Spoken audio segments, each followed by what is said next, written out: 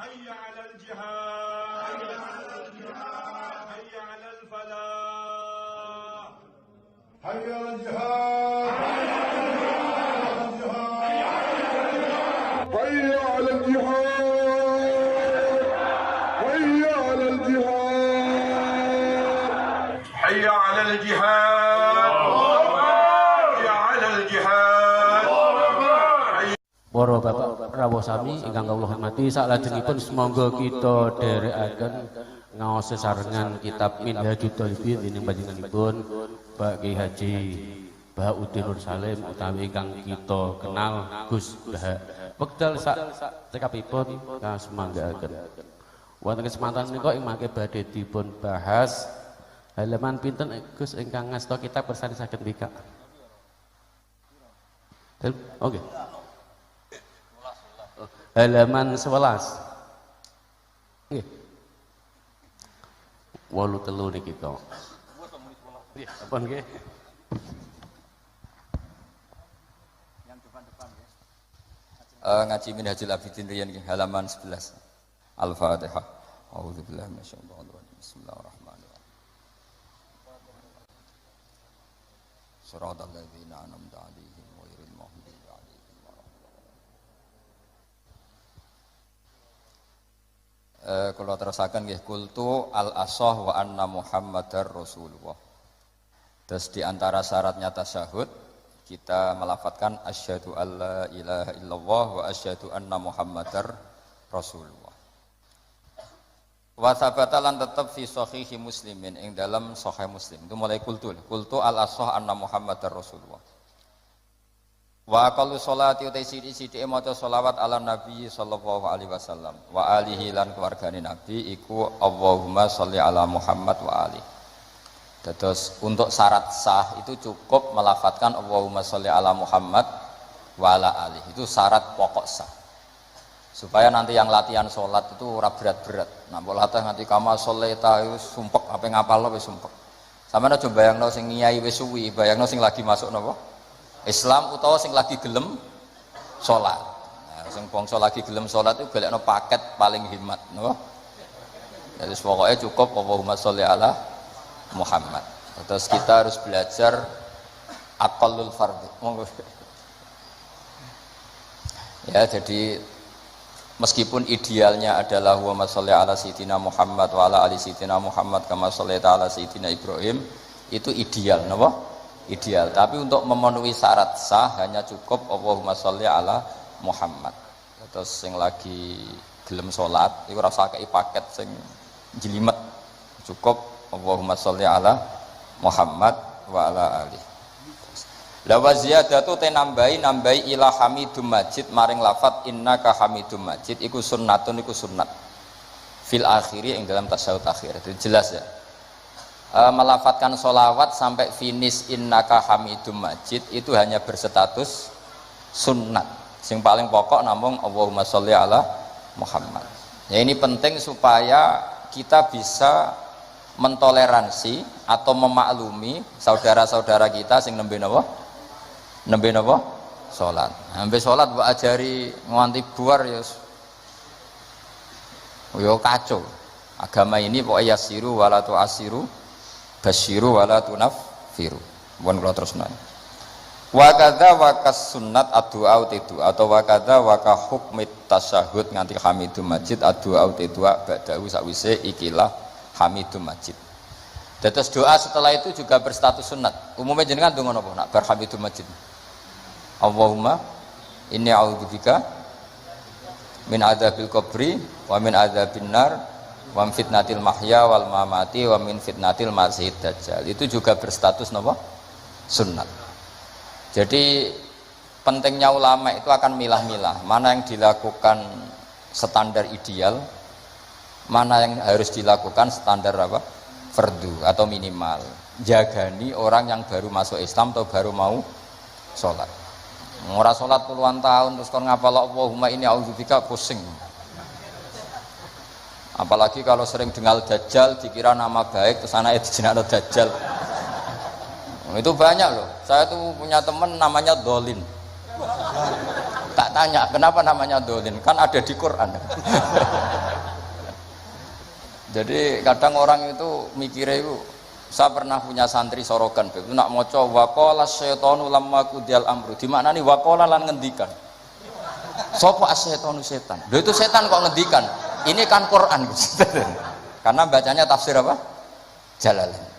Ayat itu kan ada di Quran, makanya dia maknani waqala lan ngendikan sopo asyaitonu setan. Tak tanya, ini setan kok ngendikan? Kan di Quran Gus, karena sedang maknani apa?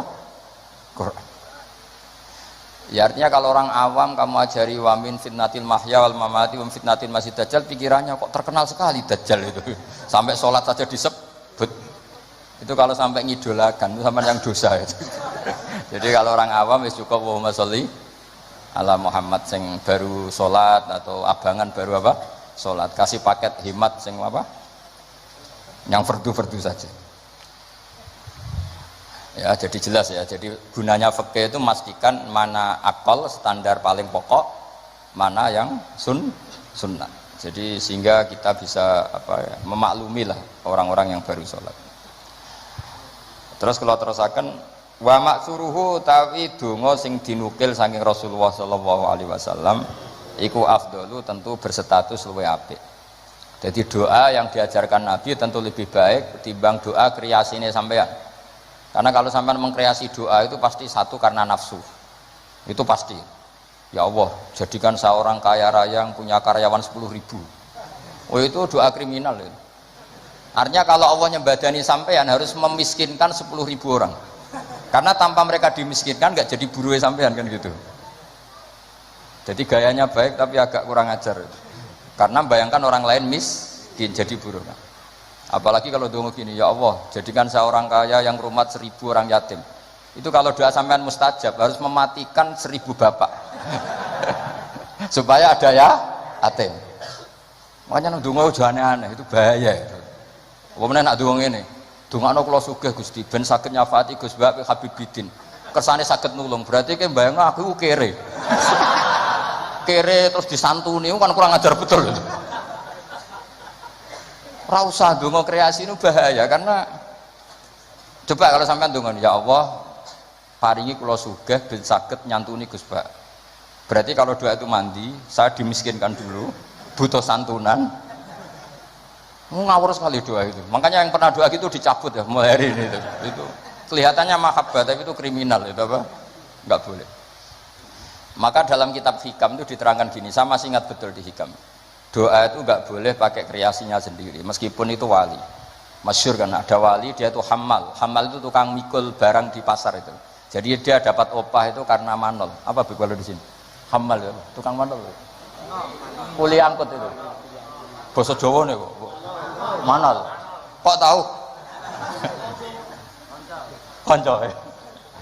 Itu dia tukang manol di pasar gitu, dapatnya uang kalau ngangkat barang dari toko ke mobil mungkin ya, kalau sekarang contohnya mobil. Karena dia itu wali, setelah dapat uang kalau sekarang mungkin hanya 5.000, semuanya cukup untuk beli uduk, bisa makan sudah. Nggak usah nunggu 10.000 itu sudah kedonyan kalau wali. Wali punya uang 10.000 itu sudah kedonyan. Wali itu ya. 5.000 pulang bisa makan ya sudah. Makanya sekali, kalau wali 3 kali susah jadi wali. Hanya sekali. Kecuali jalur khusus. Habib itu jalur khusus, nggak bisa dikiaskan. Itu terus berdoa gini, ya Allah saya ini kekasih jenengan, saya makan hanya butuh sekali untuk kuat sujud. Bu ya saya kasih rezeki yang nggak usah kerja. Masuk wali jadi manol. Singkat cerita ada satu peristiwa dia dituduh maling terus dipenjara. Penjara tiap pagi dapat rezeki, sore dapat rezeki. Terus tanya, ya Allah kenapa harus di LP? Kan kamu minta rezeki tambah kerja. Rezeki tambah kerja ya penjara itu. Terus semenjak itu dia kapok dongo yang kreatif karena tadi kan dia minta rezeki yang tanpa kerja. Apa itu coba? Penjara. Makanya tidak usah berdoa yang aneh-aneh. Ya, tidak usah berdoa yang apa? Termasuk berdoa gitu. Ya Allah saya ingin kaya supaya bisa nyantuni Gus Bak. Itu kriminal. Karena kalau Allah nyembadati doa kamu memiskinkan saya, layak disantuni, terus kamu santun. Nggak boleh doa seperti itu, nggak boleh. Atau ya boleh tapi aku yakin nggak mandi. Ya nggak apa-apa, paling nggak mandi aja. Karena Allah mesti mihak saya lah itu sembrono donga iku. Makanya wama suruhu afdol, doa yang dinukil dari Rasulullah SAW itu tentu lebih afdol karena diujarkan atau dilafatkan oleh orang sing afdolul khalqi. Makanya Sayyidah Aisyah tuh gak mau resiko kalau berdoa itu masyhur Sayyidah Aisyah. Inni as'aluka ma sa'alaka minhu apa bihibib. Inni as'aluka ma sa'alaka minhu habibuka Muhammad. Terus wa asta'idzu bika mimma sta'adza minhu habibuka Muhammad. Jadi saya minta sesuatu yang pernah diminta oleh kekasihmu yaitu Nabi Muhammad, dan saya berlindung dari sesuatu yang pernah nabimu berlindung. Jadi karena nggak mau resiko. Ada sahabat berdoa, ya Allah berikan saya kesabaran yang sempurna. Itu sama Nabi ditegur, jangan, kamu tidak kuat. Karena kesabaran yang sempurna di bojo mati, di anak mati, sing ngutangi nageh, tangga ra percaya, nyai gagal. Karena kalau minta sabar yang sempurna kan ujiannya harus ekstrim. Bojo minggat, anak minggat. Makanya kan Nabi jangan minta doa seperti itu. Nanti kamu tidak kuat. Padahal kesannya religius, minta ya Allah saya jadi orang yang sabar. Karena sama Nabi ditegur, jangan, kamu tidak. Ya jadi jangan berdoa yang kreasi, itu efeknya itu tidak baik. Ya, wa maksuruhu afdal. Kalau kesusahan ya semuanya Rabbana atina fid dunya hasanah. Ya itu aja ya, aman ya, apa? Aman itu. Doa sabu jagat kata orang-orang itu pokoknya Rabbana atina fid dunya hasanah wa fil akhirati hasanah wa qina adzabannar. Jadi wa maksuruhu afdalu. Mun mriki wonten bawah menapa? Utawi donga sing dinukil sangka Rasulullah sallallahu alaihi wasallam iku afdalul luwih utama. Wa minhu lan iku setengah saking maksur utawi donga Allahumma firli ma qaddamtu wa ma akhartu. Ada yang hafal? Terus wa ma akhartu wa ma asrartu wa ma asraftu. Urutannya dulu. Allahumma firli ma qaddamtu wa ma akhartu wa ma asrartu wa ma a'lantu. Terus antal muqaddimu. Kok nak bab donga hafalan ya? Tukang jaluk ternyata. Teruskan. Ilahi anta subhanak terus ini kuntu itu mesti malaikat selangit bilang kamu minal dzalimin. Ini kuntu minal dzalimin. Terus ada lagi yang populer, Allahumma firli dzambi kullah, terus dikahu wa jillahu wa awalahu wa akhirahu wa alaniyatahu wa sirrah. Jadi doa yang maksur itu lebih apa? Afdol. Tapi tadi ya kalau untuk ngajari orang awam nggak boleh panjang-panjang, terutama yang jadi imam. Nanti kasihan yang jadi apa? Makmum. Jadi ajarannya Nabi itu kalau orang jadi imam, sholatnya itu disuruh cepat. Itu zaman sahabat. Cepat tuh nunggu disuruh. Alhamdulillah kan kita tanpa disuruh sudah cepat. Jadi zaman sahabat itu zaman masih waras, sehingga untuk sholat cepat saja nunggu diperintah Rasulullah. Andai kan Rasulullah menangi zaman akhir, pernah perintah cepat apa enggak? Oh enggak pernah, karena sudah cepat sekali, sudah tidak cepat lagi ya Pak. Cepat sekali, malah mungkin agak dilarang. Maksudnya cepat ya tidak seperti itu. Karena kita sudah parah. Masa terawih hanya berapa? 7 menit ya? Itu 20 rakaat. Berarti 7 menit itu berapa berarti? Itu dibagi 20, berarti per 3 menit ya? Dapat 2 rakaat. Itu parah itu. Untungnya sholat sunat, kalau sholat fardu tak demo itu. Ya itu ya, jadi termasuk yang warid atau maksur adalah Allahumma firli ma qaddamtu wa ma akhartu saterusnya. Wa yusannu lan den sunanto apa ala yazida ing yen to ora nambe apa doa ala qadri tasyahudi ngatasé kadar tasyahud wa sholati lan kadar sholawat ala nabi sallallahu alaihi wasallam. Nah ini fikih yang sangat saya setuju. Sebaiknya kalau minta sesuatu kepada Allah tidak melebihi sighatus tasyahud atau sighatus sholawat ala Rasulillah sallallahu alaihi wasallam. Ini fikih yang sangat etis menurut saya, sangat beretika. Mosok nyebut Nabi Allahumma sholli ala Muhammad, berapa kalimat Allahumma sholli ala Muhammad misalnya 3 kalimat. Padahal Nabi yang mensyafaati kita, yang sudah baik mengeluarkan kita minadz-dzulumati ilan nur. Tapi ketika kepentingan kita bisa berkalimat-kalimat. Iku jare Allah mesti ngene, iki piye? Eling nabine mok 3 kalimat, eling hajate dhewe berkalimat. Iku gak duwe etika. Mulane nek ndonga ku aja nglangkai kadar tasyahud dan salat alan Nabi.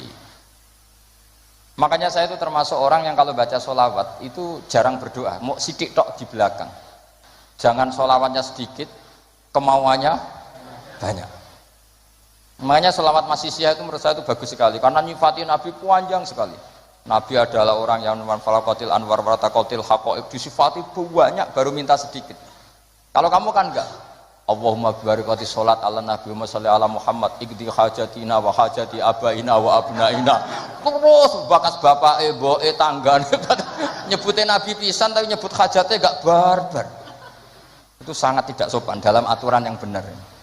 Tapi dalam aturan toleransi itu tidak apa-apa. Wong ilmunya baru sampai situ, paham ya? Jadi ini jelas ya, apa wa yusannu apa tadi itu? Wa yusannu alla yazida ala qadri tasyahud wa sholat ala Nabi sallallahu alaihi wasallam ya.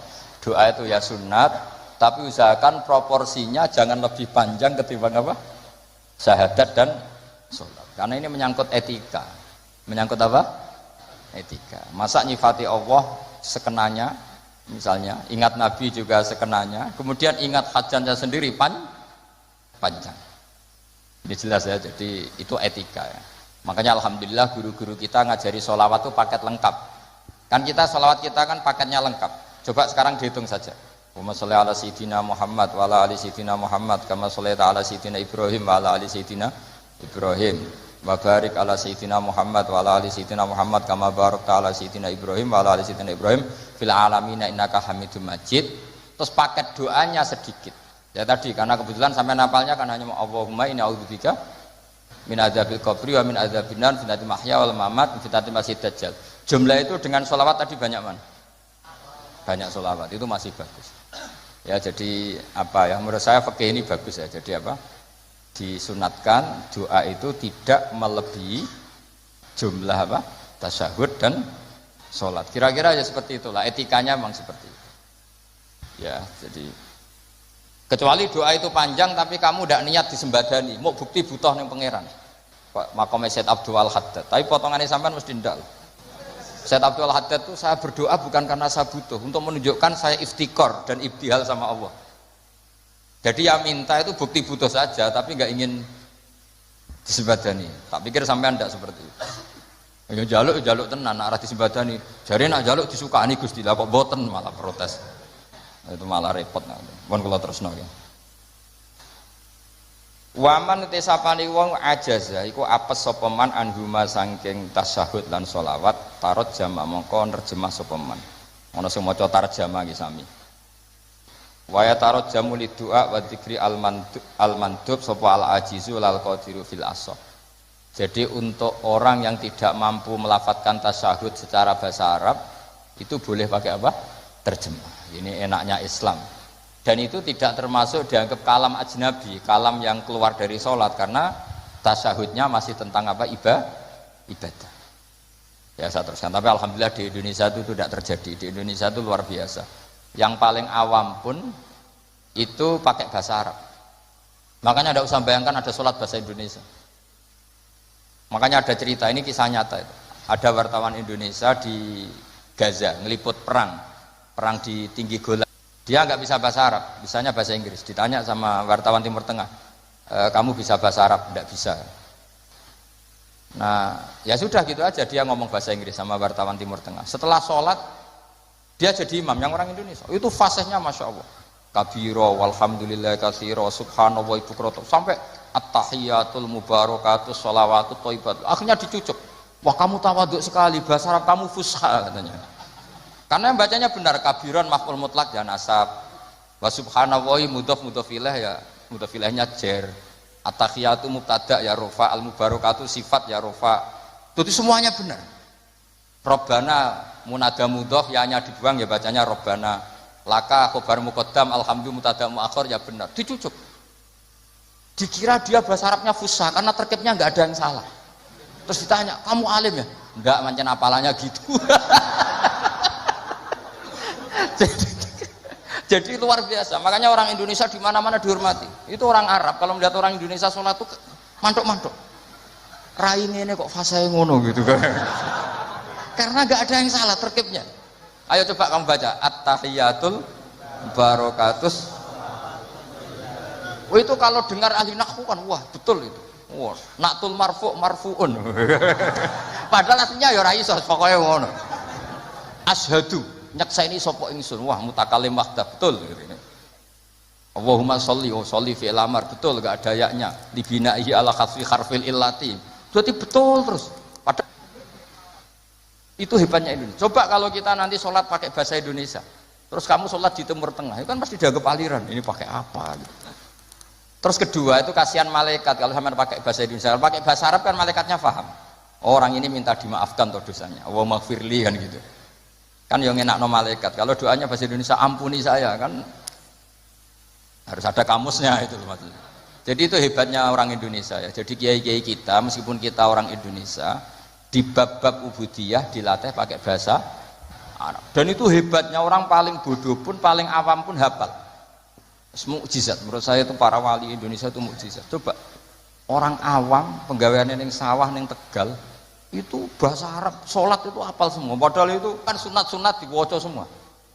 Kabiro dibaca ya kan. Doa ya dibaca. Terus yang wiridan sunat ana rabbiyal a'la bihamdi itu wajib apa enggak? Enggak wajib, tapi orang awam baca enggak? Baca, yang enggak baca malah sing wis mondok, wis ngerti nak sunat ditinggal. Maka bagian dari kesalahan mondok adalah terus rapati sholat qobliyah. Zaman awam sholat terus. Bareng mondok ora kena apa? Jebule sunat toh. Jadi tambah mondok tambah kacau. Karena apa? Coba anak orang-orang awam yang enggak mondok kalau sujud pasti baca subhana rabbiyal a'la dan pasti. Tapi yang kiai sama santri sering nggak baca mentang-mentang apa? Sunnah. Bener mana orang awam sama kiai ya lo dalam hal ini?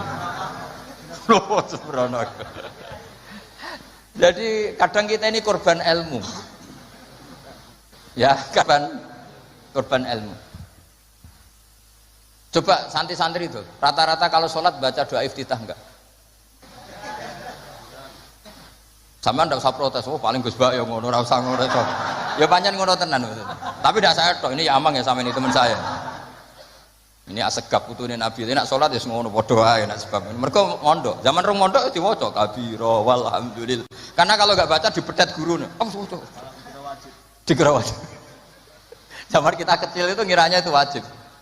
Bareng nak ngerti sunat, perilaku pertama kita apa? Meninggalkannya.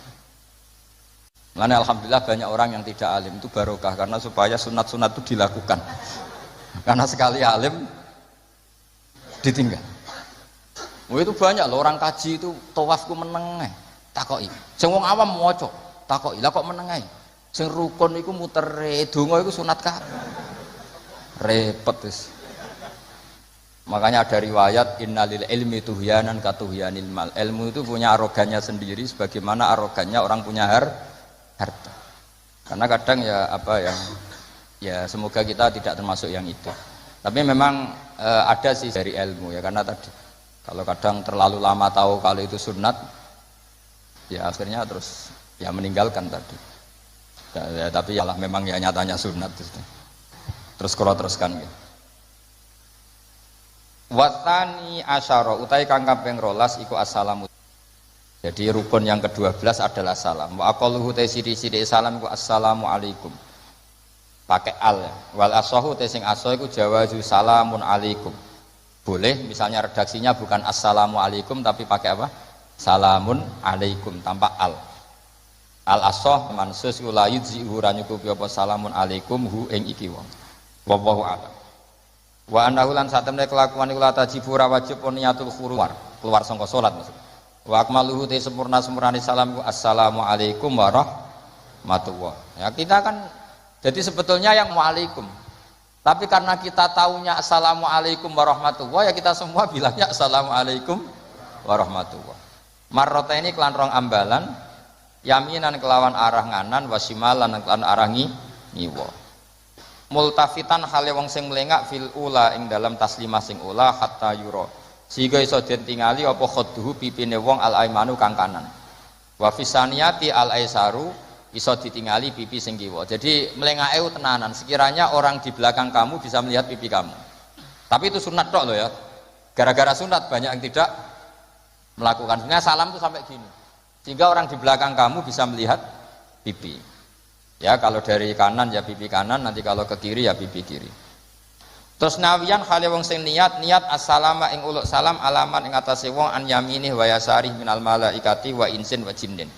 Ketika bilang assalamualaikum salam untuk kalian semua. Nah, itu niatkan untuk malaikat yang di kanan kamu atau manusia di kanan kamu. Karena redaksinya harus ada objeknya assalamu alaikum, salam untuk kalian semua. Kalau gak niat untuk malaikat kan nanti repot. Nak pinggerem tembok atau pager. Terus pager itu piye karepe barang mati kok disalamin. Itu kamu niatin kan kita pasti diikuti malaikat. Yang masyhur ya Raqib Atid. Wis disalami terus. Ben rodo nak kita salah ora pati ditulis tenanan mergo napa? Lho ya betul di hadis-hadis itu. Malaikat bagian kesalahan itu kalau kamu salah itu sebenarnya tidak berani nulis karena sungkan malaikat yang di kanan. Jadi malaikat itu ya punya sungkan. Kamu kira terus lonang itu enggak. Ada etikanya. Jadi malaikat yang nulis kebaikan sama yang nulis keburukan itu senior yang nulis kebaikan. Sehingga kalau kebaikan 1 ditulis berapa? 10. Kalau keburukan 1 kalau nggak jadi dilakukan malah ditulis baik. Ya kan? Asal nggak jadi loh ya. Nah kalau jadi ditulis tapi agak buram. Karena sekali istighfar disuruh ngapus. Jadi sebenarnya jadi umat Islam itu penak, pokoknya gampang. Tapi jangan terus model dagang. 1 hari saya sudah kebaikan 1, boleh maksiat 10, masih impas ya, tidak boleh gitu. Agama tidak boleh dilogika gitu. Lama-lama kamu sholat di Masjid Haram kan sama dengan 1000 sholat, terus pulang nggak usah sholat 1000 kali ya kan masih ada. Wah ya kacau kalau agama seperti itu ya kacau. Nggak boleh agama dimainkan gitu, nggak boleh. Saya teruskan ya. Wayan milan niat sapa imamu imam niat assalamu ing salam alal muqtadina ing atase makmum-makmum sing anut salate imam. Lawahum utawi para muqtadun sing para makmum niat ar-radda yanbuna ar-radda ing balesi alaihi ing atase salamil imam. Terus apa? Salat terakhir ditutup dengan assalamu alaikum warahmatullah. Idealnya juga diniati keluar dari sholat. Nah kenapa penting diniatkan keluar dari sholat? Karena setelah salam pertama itu memang benar-benar kamu sudah ada sholat. Karena yang jadi rukun adalah salam pertama, salam kedua itu sunat. Makanya secara fikih itu ulama berdebat apa sebaiknya setelah itu makmum berdiri. Sebaiknya loh, bukan syarat sah. Apa sebaiknya makmum langsung berdiri, apa sebaiknya nunggu imam salam kedua. Ada ulama yang mengatakan yonta ini tapi sediluk wae. Kuwatirnya nak imame lali terus gak usah salam kedua. Terus resiko kedua adalah rabtus sholat biman laisa fi sholatin. Setelah imam salam pertama, artinya statusnya imam masih sholat apa enggak? Enggak kan? Berarti makmum menghubungkan sholat dengan orang yang sudah tidak sholat. Jadi itu menjadi masalah fikih, paham ya? Sehingga ya sudahlah kita standar saja ya, jangan terlalu nunggu, ya tapi ya jangan terlalu cepat. Ya yang umum saja lah, yang umumnya orang saja. Cuma sampean tak ajari fikih kan, sampean minta saya di sini kan ngajar fikih, sampean jangan protes. Nanti orang kudus jadi begini, kudus tidak usah gitu, ilmu ya ilmu saja, tidak usah diprotes. Setelah imam salam pertama, statusnya dia masih sholat apa enggak? Enggak kan? Sudah keluar dari sholat. Artinya kalau makmum terlalu lama, dia mengikatkan sholatnya dia sama orang yang statusnya sudah tidak sholat. Paham ya? Tapi kalau kamu terlalu langsung berdiri, kamu kan tidak tahu kepastian assalamu lagi sin podok mem. Kok ada as langsung muatek. Ini makmum balik, lowong belum selesai kok. Ya pokoknya gitulah, sampean Sama nanti kalau soleh ya bisa sendiri lah, pokoknya sudah gitu. Saya hanya ngajarkan secara apa status fikihnya, apa status fikihnya seperti itu. Ya, jadi salam yang benar-benar rukun itu hanya salam pertama. Dan karena salam pertama sudah dilakukan imam, artinya imam itu wis tidak sholat. Anda kalau sampai terlalu lama, berarti menggantungkan sholat kamu dengan orang yang sudah tidak sholat. Nah ini yang saya akan memberi maklumat ke sampean. Ini penting saya utarakan. Terus ada keunikan dan ada perbedaan.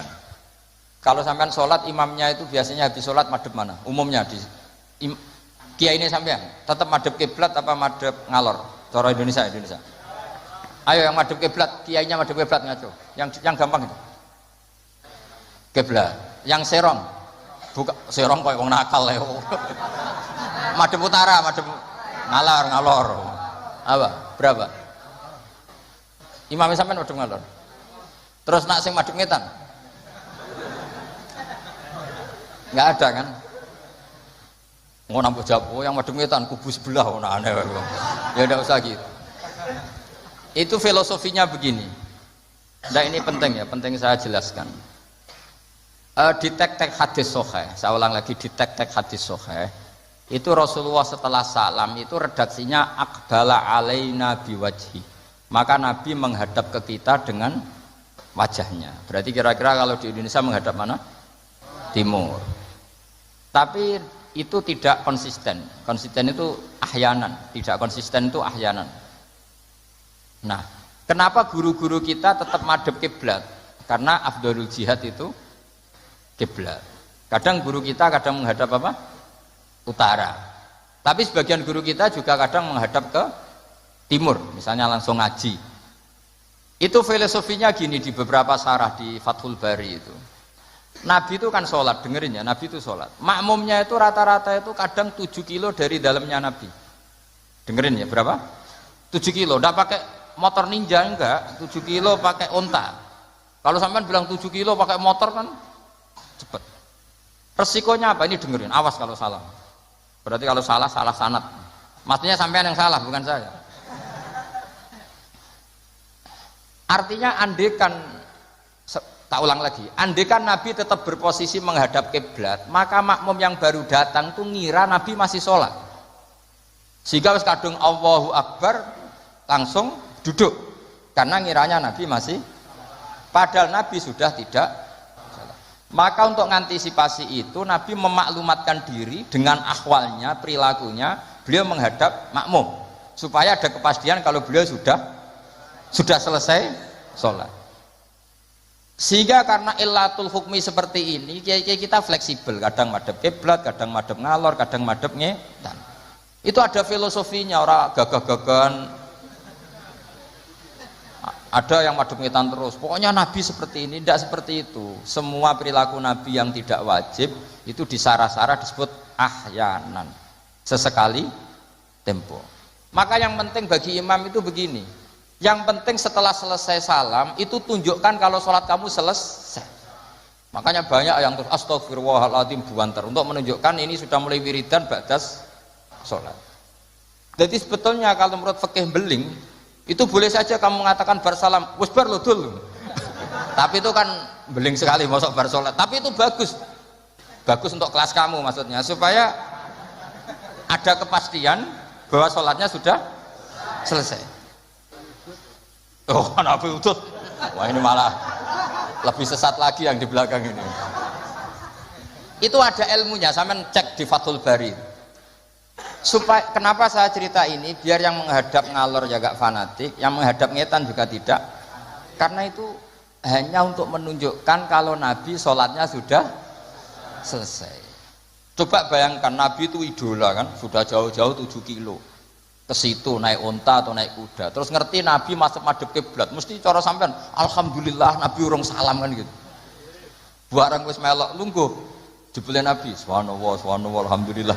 Lah terus makmume beling, wah rugi aku. Repot, mosok makmum Nabi kok muni rugi. Mari Nabi ra kondo nak wis bar. Perkara ndak kira-kira seperti itu. Nah, daripada perkara Nabi secara ahwal menunjukkan Kalau sholatnya selesai, Nabi menghadap makmum. Sebagai maklumat, kalau sholatnya sudah selesai. Clear ya?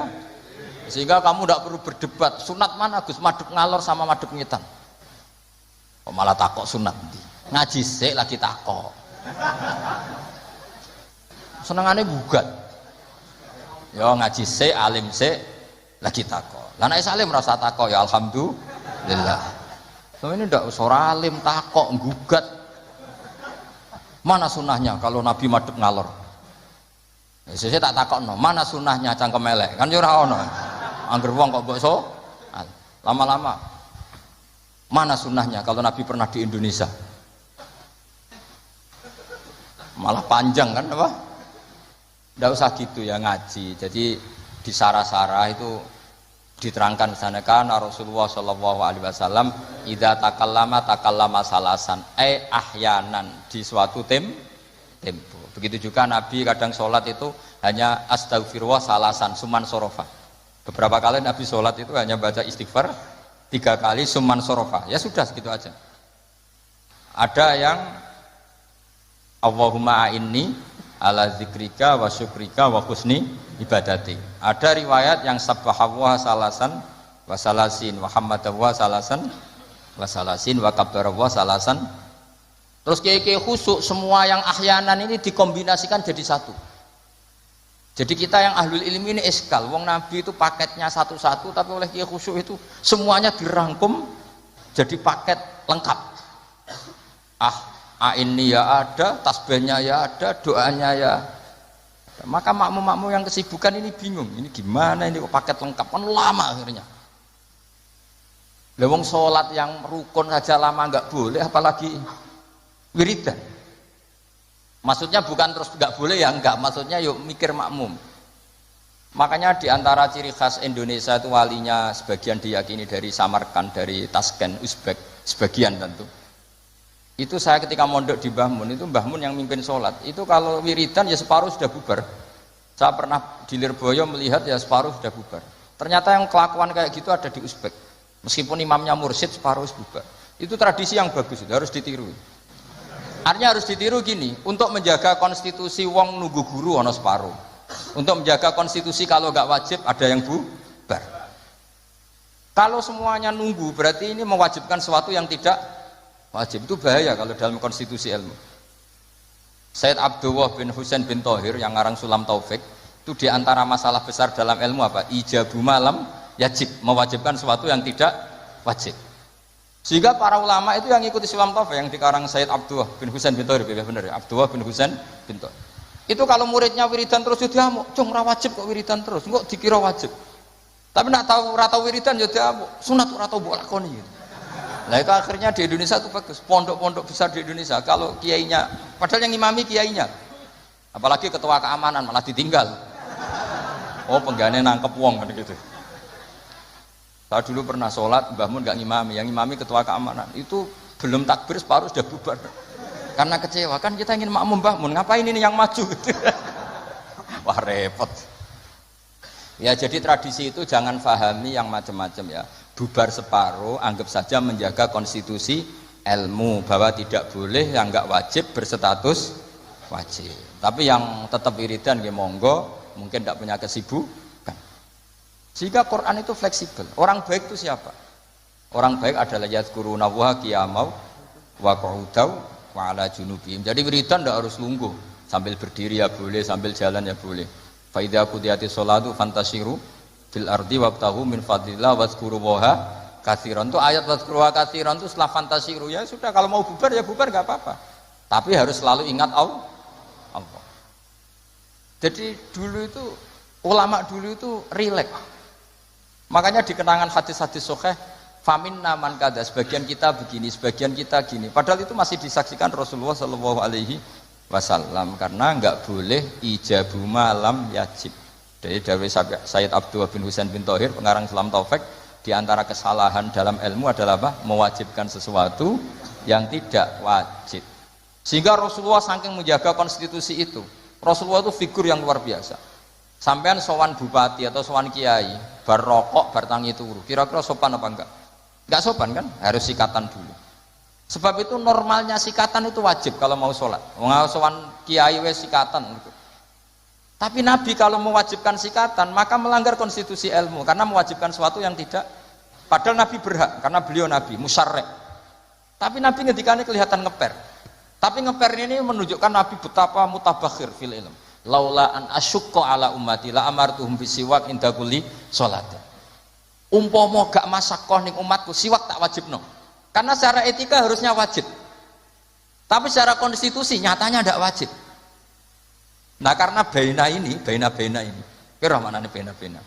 Ya antarane iku, Nabi ngendikane laula an asyukko. Nabi itu suka qiyamul lail itu suka sekali, bukan enggak sekedar suka. Sehingga beliau qiyamul lail di masjid. Tapi ketika sahabat ikut qiyamul lail lagi, Nabi enggak keluar lagi. Karena takut dianggap wajib. Itu Nabi. Makanya saya itu sebenarnya kepengen poso Senin Kemis, tapi angger kiai kok poso Senin Kemis kok dikira wajib. Mengenai aku ora tau poso. Maksudnya aja ditiru, ini buat cerita. Ini agak-agak arogansi ilmu, tapi memang harus ada yang jaga konstitusi ilmu. Ini saya punya teman ya amang rokokan. Mungkin untuk menunjukkan ada kaul sing ngarani oleh. Wah, buktinya aku rokok. Tapi saya enggak rokok. Jadi harus ada yang menjaga konstitusi ilmu. Saya sering ngecek beberapa hadis. Nabi itu kalau ada sesuatu yang positif, inginnya itu diwajibkan. Tapi secara konstitusi enggak wajib. Misalnya menggambarkan betapa pentingnya taatnya istri sama suami. Nabi ngendikan gimana tuh? Kalau saja boleh seseorang makhluk boleh sujud sama makhluk, maka saya akan memerintahkan seorang istri bersujud sama suaminya. Tentu suami yang tidak kayak sampean, maksudnya itu gambaran. Sampean ora usah disujudi. Ora dipisoi sampai gitu kan. Artinya Nabi itu menjaga konstitusi ilmu itu luar biasa. Ya kayak tadi, normalnya sikatan itu wajib enggak? Wajib kan normalnya loh. Karena tangi turu berrokokan. Terus muni Allahumma lakal hamdu bul. Tapi kalau diwajibkan secara konstitusi tidak wajib. Tapi secara etika wajib. Makanya ketikanya ngeper laula an asyukko ala umat. Sekarang tak beri contoh lagi. Ndak ini ngaji. Saya tadi sudah pamit sama Habib Bidin. Saya kalau Rejab itu memang enggak ngaji sudah. Jadi saya pray bukan ada masih di Damaran. Nanti saya tinggal satu pertemuan. Rejab ruah puasa itu saya tidak ngaji seperti ini. Jadi jeda. Anggap aja sinau menel, kulaan. Karena memang kalau mau Rejab itu banyak yang khataman di rumah. Jadi saya fokus ngurusi santri yang mau apa? Khataman. Tapi memang itu adat saya seperti tadi. Saya sudah matur Habib Bidin, matur Habib Amang, Habib Ali sudah. Memang artinya nggak ada apa-apa. Bukan karena bosan sampean boten. Ya rontok lah mungkin. Tapi bukan karena itu. Bukan. Saya beri contoh. Sekarang doa paling mustajab itu jam berapa? Kalau jam Indonesia kira-kira? Jam 3 kan? Atau setengah 4 lah. Kenapa harus ada sholat isya yang di Kudus jam berapa misalnya sholat isya? Biasanya setengah 8, anggap aja setengah 8 lah aman kalau jam. Maka Nabi ini ngeper, tapi ngepernya pinter, ngeper dari ilmu, bukan ngeper dari ragu. Ngeper itu ada dua, ada ngeper karena nggak ngerti, ada ngeper saking pinternya. Kayak saya ini kalau ngaji sampean itu kan ngeper. Di satu sisi sunat karena diminta Habib Bidin, di sisi lain setengah dosa meninggal pondok. Itu mesti ngeper, kalau orang alim ngeper. Kayak sampean ngaji ini, saya tidak tahu malaikat ditulis ngaji cari ilmu, apa nggak dari masalah di rumah, tidak tahu saya. Itu orang alim pasti ngeper. Beda tipis ya. Itu mesti, itu bukan mungkin, mesti. Coba status Anda ini nyari ilmu, apa nggak dari masalah? Sebagian ya nyata nyari ilmu yang nggak punya masalah, sebagian ya memang. Maka penjaga kuburan di wali-wali tak tanya. Wong sing tukang ziarah piye? Ngene Gus, nak ziarahe sak jam, biasanya wong bener. Nek telung dino alamat ket. Itu bukan karena hebat, mesti utangnya akeh. Apa meneh nak sak wulan, wah rondok iku, mesti rondok buron batok. Maka Mbah Mun pernah cerita ke saya. Jadi kiai iku ya sinau, kadang itu ya keliru. Tak pikir keliru apa? Ternyata gini. Dhisik aku latihan kiai iku nek ana bocah prainan ning pondok tak puji. Wong prainan kok gak mulih, berarti cah sregep. Pernah Mbah Mun sebagai orang soleh itu husnudzon. Suatu saat ditakoki, Cung kok ora mulai wong prainan, timbang ning omah kan ngarit, Mbah. Kagetnya bangun. Lecok. Cung tiwas sak husnudzoni. Ya kan daripada ning omah prainan ngarit kan ada ning pondok. Coba kalau sampean ini di rumah. Wah, ambek bojomu, kono anak ngurusi. Lawang tutup, wedhus mlebokno. Daripada gitu ngaji gitu. Tapi ya ada yang, tapi tidak semua. Saya yakin tidak semua, cuma banyak. Ndak, ini bukan suudzon, ini ilmu. Ilmu itu tidak suudzon. Ilmu itu analisis, apa? Analisis. Loh, itu betul loh. Saya meskipun guyon itu punya sanad. Nabi itu setiap kali ada perempuan hijrah ke Madinah, pertanyaan pertama gimana? Kamu ikut saya karena iman billah wa rasuli, apa kamu ada masalah dengan suami? Jadi kalau sekarang kamu ngaji, ini ada masalah sama istri apa nyari ilmu? Ayo jawab. Kalau nyari ilmu, buktinya dapat apa enggak? Kan nyari tidak perlu ketemu, Gus, ya sudah dibantah. Saya teruskan ya. Betapa Rasulullah itu luar biasa, menjaga konstitusi ilmu, tapi yang menjaga etika. Sudah, kalau doa mustajab 3:30 atau jam 3. Kenapa sholat isya 7:30? Yang di waktu yang tidak begitu itu Nabi pernah sholat isya itu 3:30 kalau jam Indonesia kira-kira. Sampai Umar masyhur itu. Nama Sibyan, orang-orang sudah tidur, nak Umar sampai bengok-bengok supaya Nabi itu bangun. Tapi bangunin Nabi gak berani, pokoknya bikin agak gaduh supaya Nabi memperhatikan. Dulu gak ada sholawatan pakai terbang, kalau ada mungkin terus sholawatan. Akhirnya Nabi rawuh, senyum-senyum Nabi. Saya tahu kalian protes karena sholat saya tidak lazim, biasanya 7:30 kok ini 3:30 kira-kira gitu. Tapi laula an asyqa ala ummati, andaikan saya tidak beratkan umatku, yang benar sholat isya ya jam seperti ini, karena ini saatul ijabah. Jadi Nabi itu antara mengakui kalau itu saatul ijabah karena yanzilu rabbuna iku idza yabqa sulusul lailil akhir. Tapi dengan kenyataan kalau itu diteruskan masyaqqah bagi umatnya.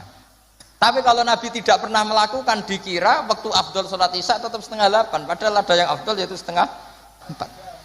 Entah jam 3 atau 3:30. Maka Nabi ngendikannya 2 kali. Kalau saja tidak memberatkan umatku, maka mereka akan saya ajak sholat isya ya jam seperti ini, karena jatuh pada saatil ijabah. Tapi kan berat gak kalau sampai ajak isya 3:30? Berat apa berat sekali? Berat sekali. Jadi ilmu itu harus dijaga konstitusinya. Ya, ilmu itu konstitusinya harus apa? Dijaga. Kayak tadi wa aqalluhu Allahumma sholli ala Muhammad. Meskipun kita tidak akan praktekkan sholawat dengan hanya Allahumma sholli ala Muhammad, tapi harus kita jaga. Ben nak ngelatih sholat wong awam sing lagi gelem sholat tidak langsung memberatkan. Coba wong awam lagi sholat kok latih nganti innaka hamidum majid Allahumma inni a'udzubika min adzab, ora sida sholat karena kesuwen. Jadi makanya ada paket minimalis. Bayangkan orang yang baru sholat, ada paket ideal. Bon gitu. Terus saya mohon sekali konstitusi ini dijaga. Terus sebagai kenangan ini tak bacakan yang saya kemarin baca ya. Ini di kitab Hasyatut Turmusi juz 3 halamannya 83. Ya, di kitab apa? Hasyatut Turmusi dikarang Syekh Mahfud Termas. Beliau adalah murid daripada Sohibul I'anas Sayyid Abi Bakar apa? Syato. Jadi kalau sanad saya ya saya, Mbah Mun, misalnya Mbah Zubair. Mbah Zubair di antara gurunya itu Kiai Fakih Mas Kumambang, beliau pernah ngaji Kiai Mahfud Termas. Kiai Mahfud ngaji sama Said Abi Bakar Sato, terus ngaji Said Zaini Dahlan, terus sampai saya Utsman Ad-Dimyati sampai Rasulullah Shallallahu Alaihi Wasallam. Jadi redaksi tahiyat yang kita baca keseharian itu sanatnya seperti ini ya. Ini dengerin ya. Redaksi tahiyat yang kita baca keseharian itu sanatnya seperti ini. Saya baca ya. Bismillahirrahmanirrahim. Qauluhu asyhadu alla ilaha illallah wa asyhadu anna Muhammadar Rasulullah. Mun kepanggih warodatu Mekah utawa keriwayat nopo anan Nabiya sallallahu alaihi wasallam Lailatul Isra ing dalam bengine Isra lama jawaza semangsane wis ngliwati sapa Nabi Sidratal Muntaha ing Sidratal Muntaha ghasyiyathu mongko ngliputi ing Nabi apa sahabatun apa mendung min nurin saking nur Fiha kang iku tetep ing dalam nur minal anwari sangi pira-pira nur ma uta apa wae sak kang ngersakno sapa Allah. Kalau dalam istilah surat Quran apa faghasyaha ma ghasya. Jadi Nabi ketika terbang lewati Sidratul Muntaha semuanya berbentuk nur dan nur itu enggak terkirakan. Faqafa mengko mandek sapa Jibril walam yasiran orang melaku sapa Jibril mau sertane Nabi. Terus Jibril mandek. Beliau ndak ikut Nabi jalan. Padahal mulai dari bawah ikut. Mulai proses terbang ikut semua. Tapi pas di situ Jibril apa? Berhenti. Faqala mengko dawuh lahu maring Jibril sapa Nabi sallallahu alaihi wasallam. Atat rukuni asiru munfaridan. Atat rukono to ninggal jenengan ni ingsun asiru ingkang lumaku ingsun munfaridan khalid dhewean. Cara Jawa wis piye to mulai kok ngisor mbok baturi pas sampe tok malah mbok tinggal padahal wis mau finish. Faqala mongko matur sapa Jibril dawuh wa ma minna illa lahu maqamum ma'lum. Wa ma minna lan ora ana saking salah sijine kita illa lahu kecuali ahadin minna maqamun te ana batas maqam maklumun kang wis ditentokno. Inine cara Jawa iku saya bukan membiarkan engkau sendiri tapi ini kelas saya maksimalnya sampai sini. Jadi kelas saya sampai sini. Jadi tahu diri Jibril. Ini sudah ada wilayah saya, ini kelas saya berhenti di sini. Wa ma minna illa lahu maqamum ma'lum. Faqala mengko dawuh sapa Nabi, sir ma'i walau khutwatan. Sir mlaku panjenengan ma'i sertane ingsun walau khutwatan senajan to sak jangkah. Terus sampai Nabi dinyang, cara wong Kudus dinyang. Pun tambahi sithik mawon. Jadi Jibril dinyang, ya akhirnya gelem sungkan mek Kanjeng Nabi. Sithik wae sak langkah, pun baturi sithik wae. Fasara mongko lumaku sapa Jibril ma'u sertane Kanjeng Nabi. Fakata mengko meme sapa Jibril ayah tiraka ento kobong sapa Jibril menanuri sanging nur wal jalali lan keagungan hebati lan wibawa. Wa sahura lan cilik sapa Jibril wa dzaba lan luruh sapa Jibril. Luruh iku meh koyo hancur jenenge dzaba. Hatta sara sing dadi sapa Jibril qadrul usfuri mok sak manuk emprit.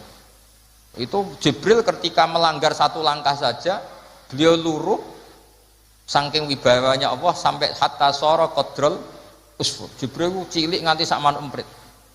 Mengkeret ya cara Jawa kok rohan aku mengkeret. Bangsa mengkeret kok roh kenapa? Oh mengkeret iki roh pinter nak bakune. Repot ya. Umat itu macam-macam. Ana roe mengkeret barang ya. Fa asyara moko isyarah sapa malaikat Jibril ala Nabi sallallahu alaihi wasallam isyarah bisalam iklan salam. Bi ayu salima. Gambare arep ento maca salam sapa Nabi ala Rabbi ing atase pangerane Kanjeng Nabi idza wasala nalikane wis temeka sapa Nabi makanal khitab ing panggonane khitab. Jadi ketika Jibril enggak bisa ngawal sampai situ ya sudah jenengan saatnya kirim salam atau membaca salam untuk Allah Subhanahu wa taala. Terus faqala falamma wasala mangko semangsane temeka sapa Nabi sallallahu alaihi wasallam ilahi maring makanal khitab atau ilahi ila makanil khitab qala mangko dawuh sapa Nabi at-tahiyatul mubarakatus sholawatut thayyibatu lillah. Kula maknani nggih. At-tahiyatu te segalane ruba-ruba al-mubarakatu kang berkah kabeh. As-sholawatu kang penuh dengan rahmat tazim atau ibatu kang suci kabeh iku kabeh lillahi kagungane Allah. Segala kebaikan, segala keberkahan, segala kehormatan, segala kesucian namung kagungane Allah Subhanahu wa taala. Faqala mengko jawabi sapa Allah taala Allah menjawabi assalamu alayka ayyuhan nabiyyu wa rahmatullahi wa barakatuh. Jadi ini sebetulnya tahiyat itu dua kalimat, yang satu dari Nabi, yang sebagian klausulnya dari Allah. Jadi at-tahiyatu sampai lillah dari Nabi, yang assalamu alayka dari Allah untuk Kanjeng Nabi. Itu aslinya seperti itu. Ya, faqala Allahu assalamu alayka ayyuhan nabiyyu wa rahmatullahi wa barakatuh. Assalamu salam ka alaika ing atase panjenengan ayuhan nabi wa rahmatullahi wabarakatuh. Nah, ketika Allah sudah membalas Nabi seperti itu, Nabi itu ingin jangan hanya saya yang selamat. Ini saking syafaqahnya welase Kanjeng Nabi Muhammad sallallahu alaihi wasallam. Kan Allah hanya ngintikan assalamu alayka, kamu itu dijamin selamat Muhammad. Terus Nabi kepikiran, ndak umatku sing kudus sing ngaji minhajut thalibin iki piye? Wis ngaji ora pati paham iki piye? Wis ngaji ambek menghindari masalah iki piye. Jadi Nabi ingin ampun kula tok Gusti sing tok napa? Salam. Itu saking syafaqahnya Rasulullah sallallahu alaihi wasallam.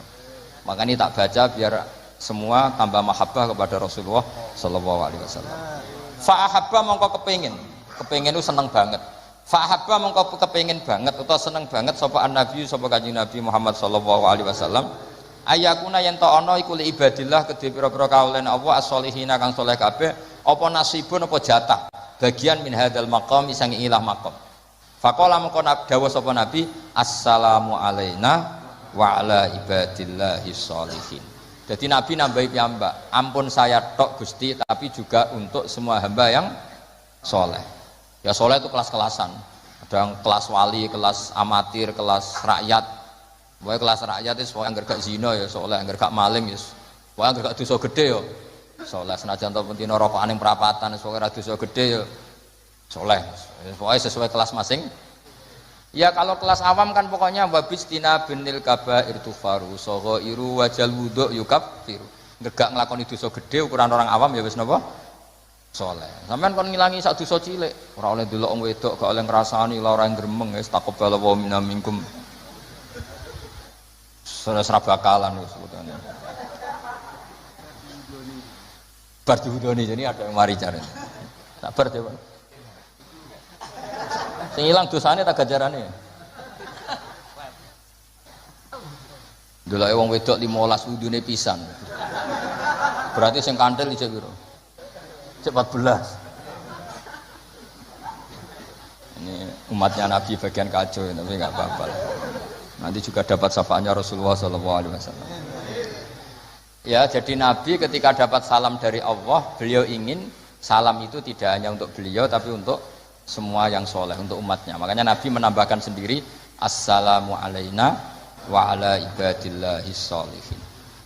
Karena Nabi berempati ya, berempati, bersimpati, respect sama semua yang ada di alam raya ini, yang soleh, yang iman, makanya soleh ya gampangannya iman, maka mereka akhirnya menjawab, faqala mengko jawab sama jami'u ahli samawati, semua penduduk langit, asyhadu alla ilaha illallah wa asyhadu anna muhammadar rasulullah. Hadza ifham hadza. Wa inna ma lam yahsul amsina ora hasilin nabi sallallahu alaihi wasallam, apa misluma apa sepadane perkara hasola kang hasil apa mali Jibril kedhi malaikat Jibril minal masyaqqati saking repot wa adami taqati lan orang mampu mergo li annan nabiyya kana sakjane Kanjeng Nabi Muhammad sallallahu alaihi wasallam iku muradun iku nabi sing dikersakno rawuh teng gene Sidratil Muntaha wa matlubun lan sing disuwun rawuh teng Sidratil Muntaha. Artinya gini, Jibril mau sampai sana kan sampai terbakar sampai kayak al-usfur. Nabi Musa ketika ingin melihat Allah juga jatuh pingsan. Karena Musa yang ingin melihat Allah, salah kepengen roh, cara Jawa lho, cara Jawa gampangannya ngomong salah kepengen roh. Sementara Nabi itu ubudiahnya luar biasa, beliau sholat, beliau dakwah, pokoknya dakwahno agamanya Allah. Terus Allah yang ingin Nabi itu ketemu Allah, berarti Nabi berstatus apa? Murad, dikehen, maka beliau tidak mengalami kesulitan kayak yang dialami Nabi Musa. Ya kayak kira-kira gini, saya kesini ditimbali Habib Didin, kan nggak mendapat kesulitan, wong ditimbali, dikawal. Saman kan teko-teko dhewe, kadang yang temangsang ning nguri kan kira-kira ngono. Kira-kira contoh gampang. Jadi lah misal Gus Bak sing nderekno sampean ya tok kene iki batas akhir.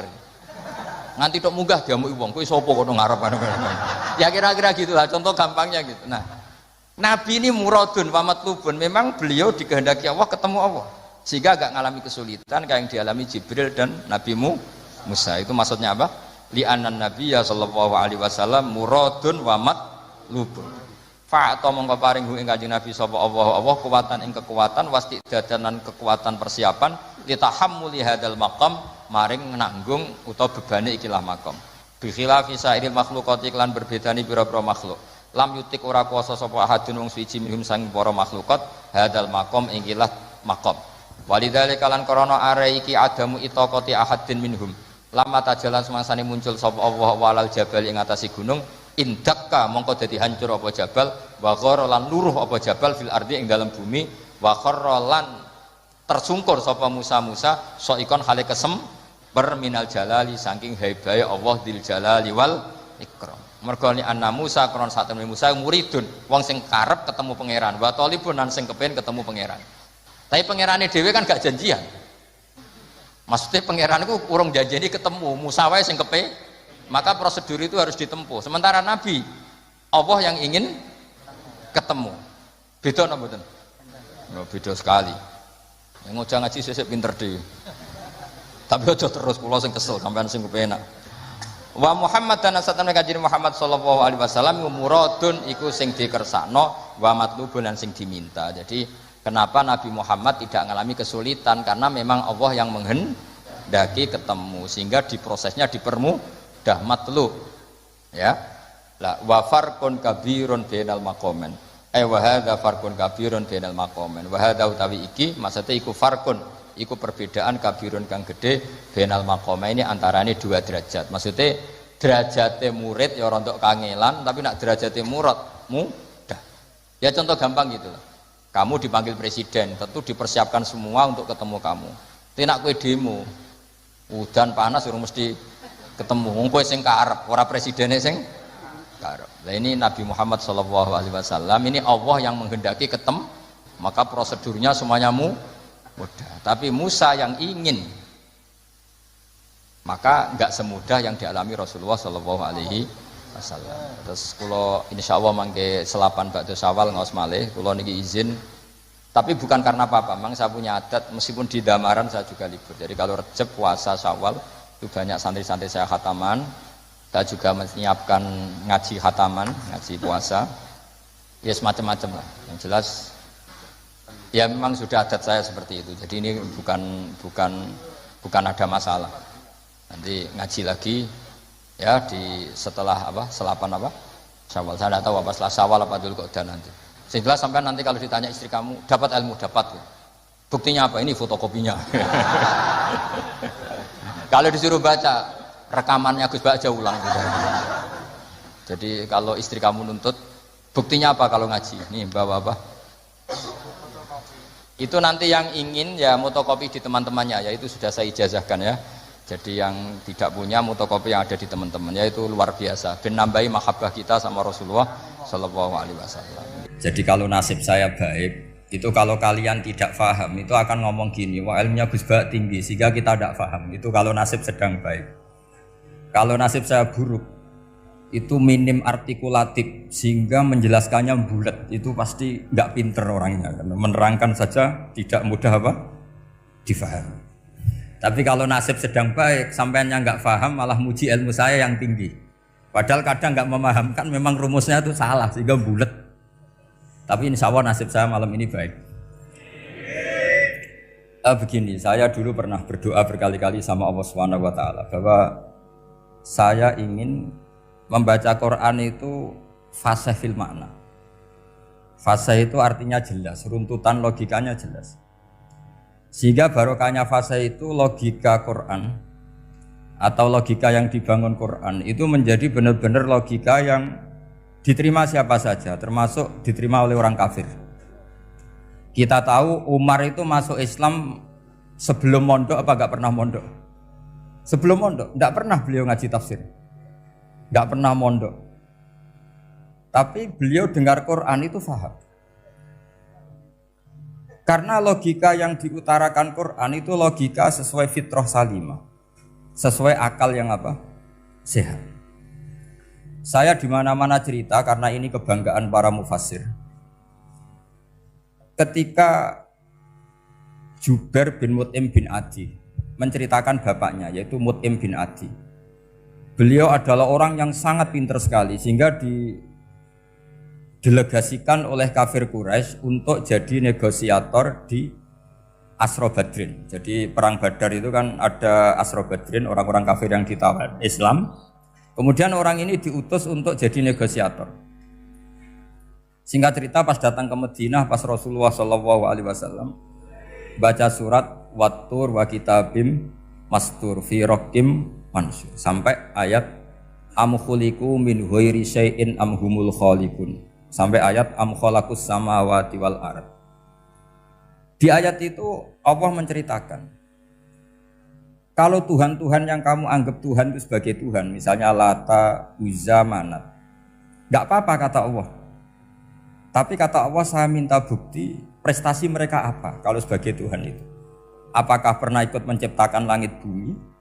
Atau kalau gak bisa menciptakan urun kata Allah, urun semen sak-sak kata Allah, penting urun. Sehingga logika lalu terbangun, prestasinya apa? Tuhan-Tuhan yang kami tuhankan itu. Kata Allah, Qul ara'aytum ma tad'una min dunillah aruni madza khalaqu minal ardi am lahum syirkun fis samawati. Kalau mereka Tuhan, tunjukkan prestasinya ke saya, kata Allah. Apakah mereka terlibat dalam penciptaan langit dan bumi? Atau kalau nggak bisa menciptakan 100%, kata Allah setidaknya urun. Ya tadi urun semen, am lahum syirkun fis samawati. Syirkun maknanya urunan. Lalu ketuhanan berhala, Uzza dan sebagainya batal karena ayat ini. Orang kafir berpikir, wah ini tidak Tuhan karena nggak punya prestasi apa-apa. Lalu mereka secara ekstrim malah berpikir ateisme, tidak mengakui adanya Tuhan. Kalau nggak diakui adanya Tuhan, berarti alam raya ini dimulai dari ketiadaan. Logikanya berarti begini, hadhil maujudat khalaqahal adam. Langit yang karuan wujud, bumi yang karuan wujud, hewan-hewan yang karuan wujud, matahari, rembulan, lautan semuanya wujud. Kemudian semua maujudat ini dirumuskan khalaqahal adam, diciptakan oleh ketiadaan. Pertanyaannya adalah mahuwal junun asyaddu min hada. Kegilaan apa yang lebih parah ketimbang ini? Karena sesuatu yang wujud dimulai dari sesuatu yang tidak wujud. Berarti sama dengan mengatakan hadhil maujudat khalaqahal adam. Semua yang enggak ada ini diciptakan oleh sesuatu yang enggak ada. Jadi semua yang ada diciptakan oleh sesuatu yang enggak ada. Maka Quran ketika ngendikan am khuliqu min ghairi syai'in. Apakah kalian semua atau mereka semua diciptakan min ghairi syai'in, min ghairi khaliqin maujudin. Saya ngecek di beberapa tafsir termasuk bukan kitab tafsir tapi maknanya sama seperti di Ihya. Masa alam raya seindah ini, seeksistensi ini, senyata ini kemudian diciptakan oleh sesuatu yang tidak ada. Mereka akhirnya mikir, ya harus diciptakan oleh sesuatu yang ada. Nah, karena sesuatu yang ada ini posisi pencipta, maka harus berstatus super. Nah, super ini oleh ulama dibahasakan wajibil wujud. Maka zat yang menciptakan ini namanya zat sing wajibil wujud. Lalu wajibil wujud ini oleh Islam disebut Allah Subhanahu wa ta'ala. Kayak apa fasihnya Quran bikin logika? Atau orang yang jadi Tuhan itu yang mengklaim sebagai Tuhan? Itu juga mungkin, yang penting mewujud. Siapa itu? Fir'aun. Fir'aun itu mengaku sebagai Tuhan. Dia sudah sah dari segi dia wujud. Namanya orang wujud punya eksistensi, mungkin berkreasi. Saya ulang lagi, namanya orang wujud punya eksistensi, tentu mungkin berkreasi. Tapi pertanyaannya begini, ketika Musa tanya, pertama ditanya Musa, lalu kamu kalau menyembah selain saya, nyembah siapa? Kata Musa, Rabbul Alamin. Siapa Rabbul Alamin? Rabbus samawati wal ardi, yang menuhani langit bumi. Terus kata Fir'aun, tidak jawab, manggil Haman. Haman, kamu kan arsitektur, coba ibnili sorhal ali abluhul asbab. Ya Haman ibnili sorhal ali abluhul asbab. Bangunkan sebuah piramida yang tinggi, la'ali at-tali'u ila ilahi Musa. Saya ingin melihat Tuhannya Musa. Lalu kemungkinan Tuhan di bumi, kata Fir'aun, ma'alim tulakum min ilahin ghairi. Kemana-mana saya melihat yang jadi Tuhan saya. Musa ngerti kalau Fir'aun ini pekok cara bahasa Jawa itu.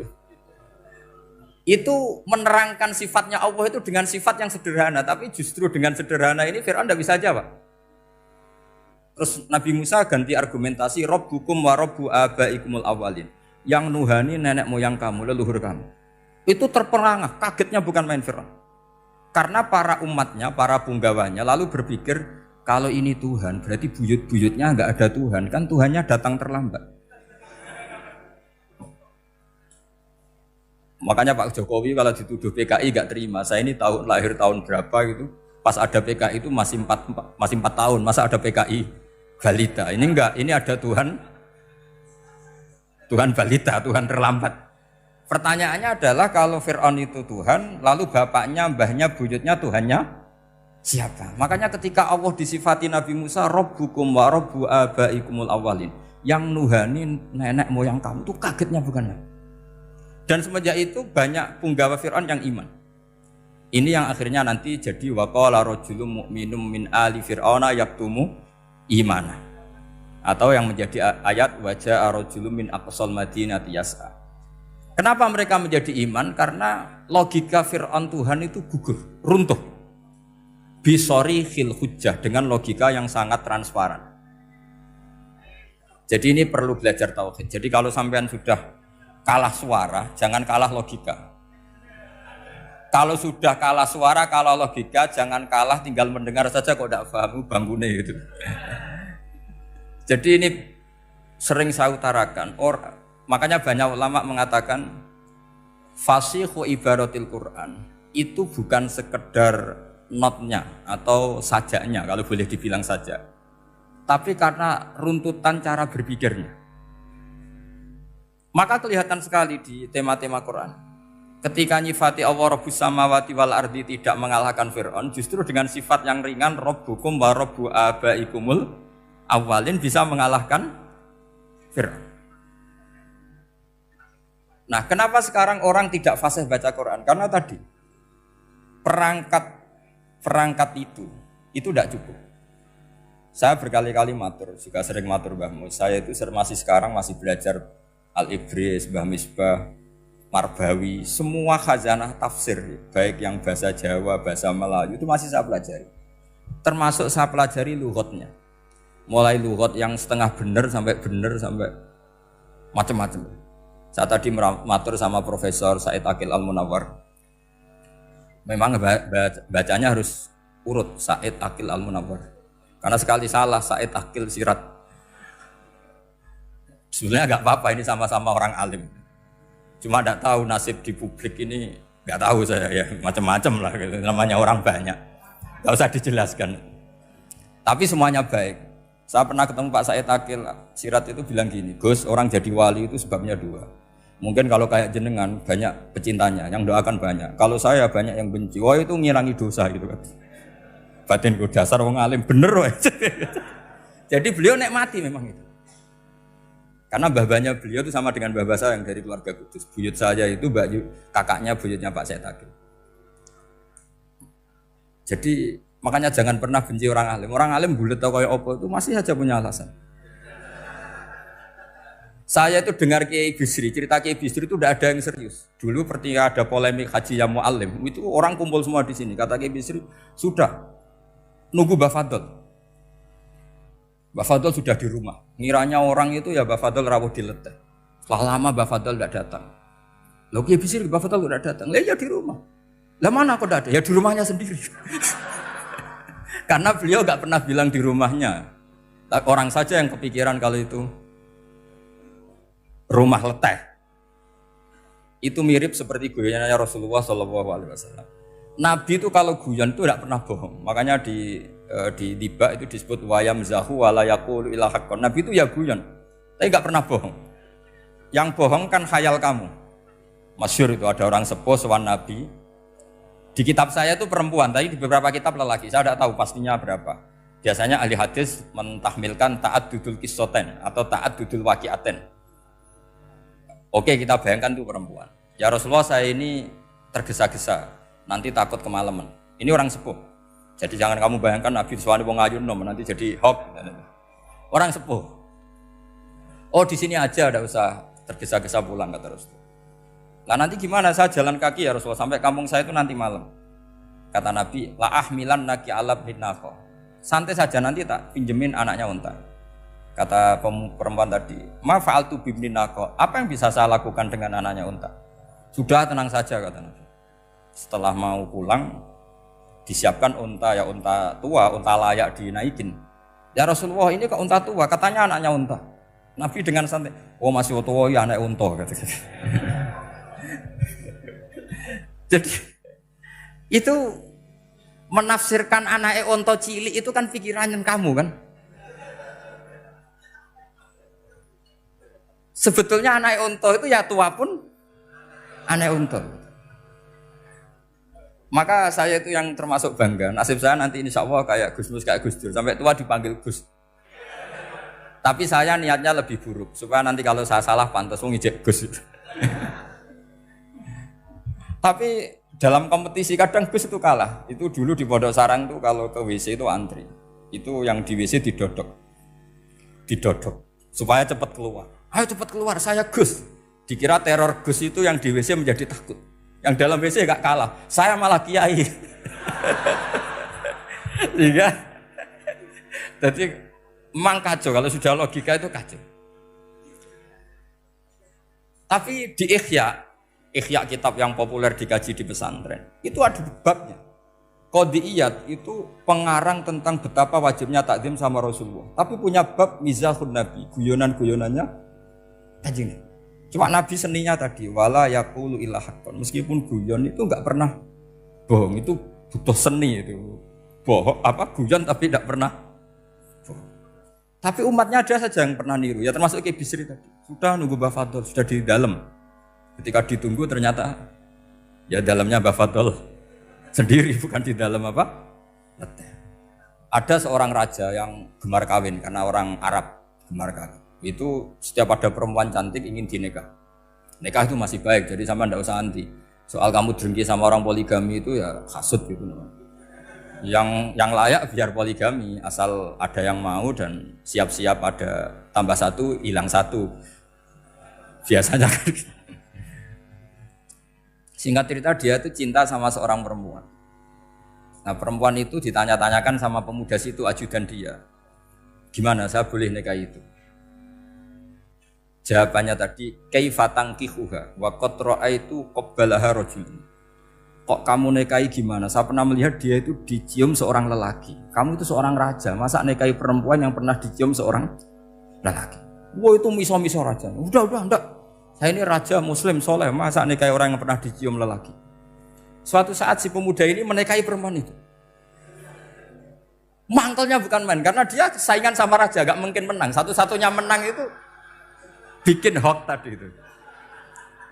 Ini cerita ini di Ithaf, di sarahnya Ihya. Kamu kira di cerita Alfu Yaumin wa Lailatin Abu Nawas, enggak, ini cerita di Ithaf. Kitab yang sangat sakral karena sarahnya apa?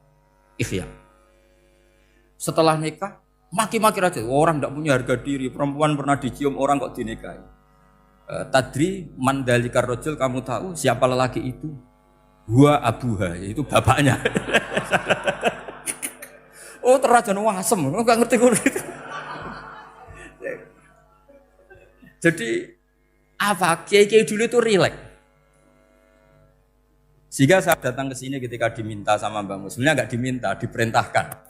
Karena pasti pakai agak-agak otoriter gitu. Karena di atas kita, jauh di atas kita. Mbah Mun guru saja manggil beliau Lek. Karena kita tahu Mbah Mus punya ibunya itu binti Khalil Harun.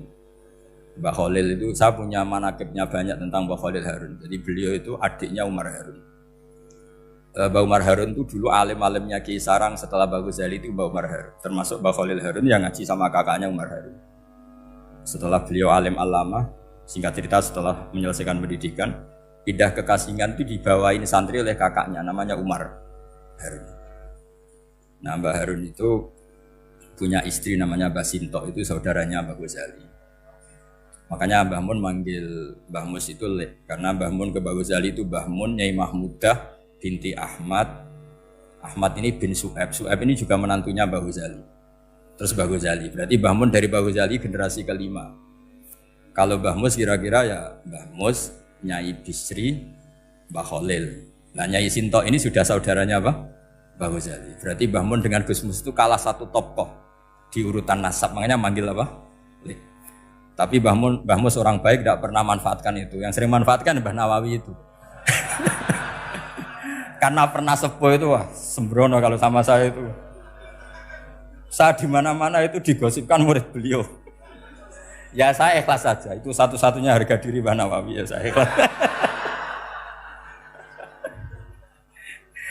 Saya ikhlasnya. Jadi karena memang saya manggil beliau juga memang pernah nyembah. Buyut saya kandung itu namanya Maimunah, itu mbaknya Mbah Dowi. Jadi saya ini juga Bani Lasem. Buyut saya kandung namanya Maimunah, istrinya Mbah Umar bin Arabi.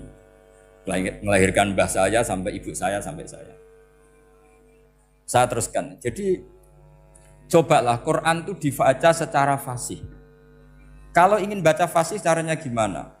Kamu harus belajar balaghah, belajar lisanul Arab, belajar mantek, belajar logika. Kalau logika itu tidak sampai, cari muhalnya. Ini fatwanya Said Robdon Al-Buti, juga fatwanya semua ulama usul fikih. Saya ulang lagi ya, kalau logika kamu nggak paham, cari sisi muhalnya. Saya ulang lagi, cari sisi muhalnya. Misalnya kamu angan-angan tentang Allah nggak dok. Sedurunge Allah iku sapa? Misalnya kamu angan-angan gitu. Sama agama tentu itu dilarang, tapi orang filsafat tetap saja nyari itu. Lalu hentikan pencarian itu, yaitu tadi katakan saja hadhil maujudat yastakhilu ayyakhluqahal adam. Sesuatu yang maujud tentu enggak mungkin disebabkan oleh sesuatu yang tidak ada. Fa innal adama la yu'atsiru aslan wala yakhluqu aslan. Namanya sesuatu yang enggak ada pasti tidak berstatus pencipta. Namanya saja enggak ada. Akhirnya la buddha min ayyasbiqa hadzal alam maujudun. Maka alam ini harus didahului sesuatu yang maujud. Lah maujud ini yang oleh Islam disebut Allah Subhanahu wa taala. Sudah selesai di sini. Tinggal delok TV, tinggal ngopi, turu. Sampai setannya setruk karena nunggu mau bikin was-was itu lagi. Loh, saya itu termasuk kiai paling sering lihat sinetron. Kadang ya lihat Mak Lampir itu sering terjadi. Sampai istri saya itu protes, Gus, dengan kata orang banyak orang alim kok senengani delok Mak Lampir. Karena setan mau menggoda saya tentang berpikir Allah. Jadi dia ngenteni. Kok malah mikir Mak Lampir gitu. Setelah lihat Mak Lampir biasanya saya itu lapar, terus makan. Habis makan tidur. Setannya masih nunggu mau was-was. Ternyata saya habis bangun ngopi lagi. Kadang lihat berita orang ditangkap KPK, macam-macam. Ini penting saya utarakan supaya setan itu tidak menang. Jadi ciri utama setan itu kata Rasulullah SAW, setan ini goda umatku, hadhil jibal khalaqaha Allah, hadhil ardo khalaqaha Allah, hadhil bihar khalaqaha Allah, faman khalaqaha Allah. Itu makanya banyak orang jurusan filsafat keblinger karena tanya Allah itu siapa. Kata Rasulullah, jika sampai ini maka kamu harus berhenti. Lu berhenti tanpa dialihkan ke yang lain kan susah. Tinggal aja lihat dulu sinetron. Ya paling gampang ya Mak Lampir, kan ada takut-takutnya sedikit. Karena kalau lihat sinetron anak-anak milenial itu kalau ada artis cantik sampai nangis. Karena istri kamu tidak seperti itu. Jadi ini trik ya. Trik supaya melihat TV tapi tidak nyesal. Makanya saya milihnya Angkring Darmo, Mak Lampir. Ya saya nggak mikir maknanya, butuhnya setan ben mangkol itu. Karena ngenteni saya mikir itu ternyata tidak mikir itu lagi. Jadi makom saya itu beda, sama-sama lihat sinetron. Mungkin saya jadi wali karena lihat sinetron. Mungkin ya. Makanya banyak wali itu gak bisa diduga. Banyak orang jadi wali itu justru karena makan. Justru karena melakukan hal-hal yang cara orang banyak itu salah. Itu Abu Yazid Al-Bustami itu pernah tanya sama Allah. Kapan gak usah bayangkan caranya tanya gimana. Enggak wali ya enggak tok. Sudah enggak usah tanya itu. Tanya gini, ya Allah, orang sesergup saya dalam ibadah sedekat ini sama jenengan. Lalu saingan saya dekat jenengan masuk surga itu siapa? Sama Allah ditunjukkan orang yang tidur, itu tidur yang. Ya teman kamu yang tidur di kamar. Enggak terima Bu ya, ini gimana kok bisa setingkat saya orang yang tidak tidur gitu. Yang saya ibadah terus istighfar terus. Tapi jawabannya Allah nih. Woe ibadah terus itu mergo wedi aku. Jadi kan nganggep aku iku rodok-rodok jahat gitu. Iki tuh ratu mergo yakin aku apian, mulane ditinggal turu. Jadi sampean jangan tiru makom saya ketika tidur. Itu punya kelas khusus. Tapi jangan tiru, ini cerita saja, sampean ndak harus niru. Karena sampean kalau niru itu harus ada Abu Yazidnya. Abu Yazid sudah enggak ada. Tapi itu ilmu. Ilmu yang cocok enggak cocok harus kita kaji. Saya tadi jagungan sama beliau, sama Profesor Said Akil Al-Munawar. Beliau cerita sebetulnya sekolahan saya itu tentang usul fikih, tapi terkenal saya Profesor Tafsir. Tapi saya suka ilmu usul fikih, meskipun korbannya ya banyak. Biasanya orang jadi liberal gara-gara ya usul fikih. Sebenarnya nggak perlu dipikir lah itu macam-macam. Begini, dalam usul fikih yang mainstream itu kan ada hukum wajib, haram, ya makruh, terus macam-macam lah. Termasuk ada mubah. Mubah itu boleh dilakukan, boleh ditinggalkan. Dalam ilmu usul fikih sebetulnya definisi mubah boleh dilakukan, boleh ditinggalkan itu salah. Karena begini, setiap Anda melakukan sesuatu yang mubah, pasti di saat itu meninggalkan sesuatu yang haram. Saya ulang lagi ya. Itsma min mubahin illa wa yatahaqqaqu bihi tarku haramimma. Semua teks di Lubul Usul seperti itu. Memang saya hafalkan karena ini cara saya jadi wali yang mudah murah. Itsma min mubahin illa wa yatahaqqaqu bihi tarku haramimma. Fayatahaqqaqu bisukun tarkul qatli wa bisukut tarkul qadzaf. Terus beliau membuat sekian contoh. Hukum mubah itu kata ulama yang lain kan boleh dilakukan, boleh ditinggal. Itu tidak benar. Mubah itu ya wajib. Karena setiap kita melakukan mubah maka saat itu berarti kita meninggalkan barang haram. Coba orang tidur itu artinya apa? Tidak zina, tidak maling, tidak selingkuh, tidak mabuk. Sampean di pondok nikmati jagongan, rokokan, ngopi. Artinya nikmati rokok, nikmati kopi, tidak menikmati tontonan di bar. Makanya kita berharap malaikat itu belajar usul fikih sehingga ketika kita rokok di pondok dilihat hada taroka melihat bar, wahada taroka melihat dangdutan, wahada. Jangan sampai malaikat bilang gini, dasar kere rakra delok. Itu repot kalau sampai begitu. Nah, kalau mubah itu artinya tarkul haram. Tarkul haram itu wajib apa sunat? Wajib kan? Berarti setiap orang melakukan mubah hakikatnya melakukan wajib dan itu artinya dapat pahala. Salah sampean ngajine ra khatam, dadi nglakoni mubah ku mengira tetep mubah. Maka berbahagialah orang yang ngajinya khatam. Makanya setahu saya kiai-kiai Mbah Mun ya sering guyon. Setahu saya Mbah Mun kalau ketemu Mbah Mus ya guyon terus. Guyonnya ini adalah waminal qutbi kata Imam Ghazali. Qutbu hadaddin al-istilzat bil mubahat. Poros agama ini pada akhirnya adalah nikmati sesuatu yang dibolehkan Allah Subhanahu. Orang itu kalau fasik, mau makan siang aja kalau enggak ditemani perempuan cantik enggak bisa makan. Mau jalan-jalan kalau enggak ditemani perempuan cantik enggak bisa jalan-jalan. Kalau kiai-kiai itu enggak. Gojlok-gojlokan wis seneng ira karuan. Dulu terkenalnya Kiai Bisri, Kiai diundang, katanya mau ada menteri. Ternyata menterinya ya beliau tidak masakan tok di sini. Karena maknanya menteri itu pembantu presiden. Semua kita adalah bantu presiden terlaksananya kedamaian itu. Loh iya kan? Saya berkali-kali ngomong di mana-mana. Apa artinya menteri pertanian kalau kita tidak nanam padi? Mbok pinternya kayak apa tetap nggak ada ketahanan pangan. Sekarang menjadi ketahanan pangan itu rumusnya menteri apa karena petani mau nanam padi? Itu hakikatnya membantu presiden dalam ketahanan pangan. Cuma petani lebih keren karena tidak butuh digaji. Kalau menteri ya keren tapi kurang keren karena masih dapat apa? Gaji. Akeh tunggale lah anak mikir untuk gaji. Nah petani ndak mikir nggak dapat gaji. Oh, itu keren. Selalu rakyat lebih keren dibanding pejabatnya. Memang gitu aturannya begitu. Aturannya begitu. Kamu saja yang kurang syukur. Jadi rakyat tuh gremeng. Enak jadi menteri.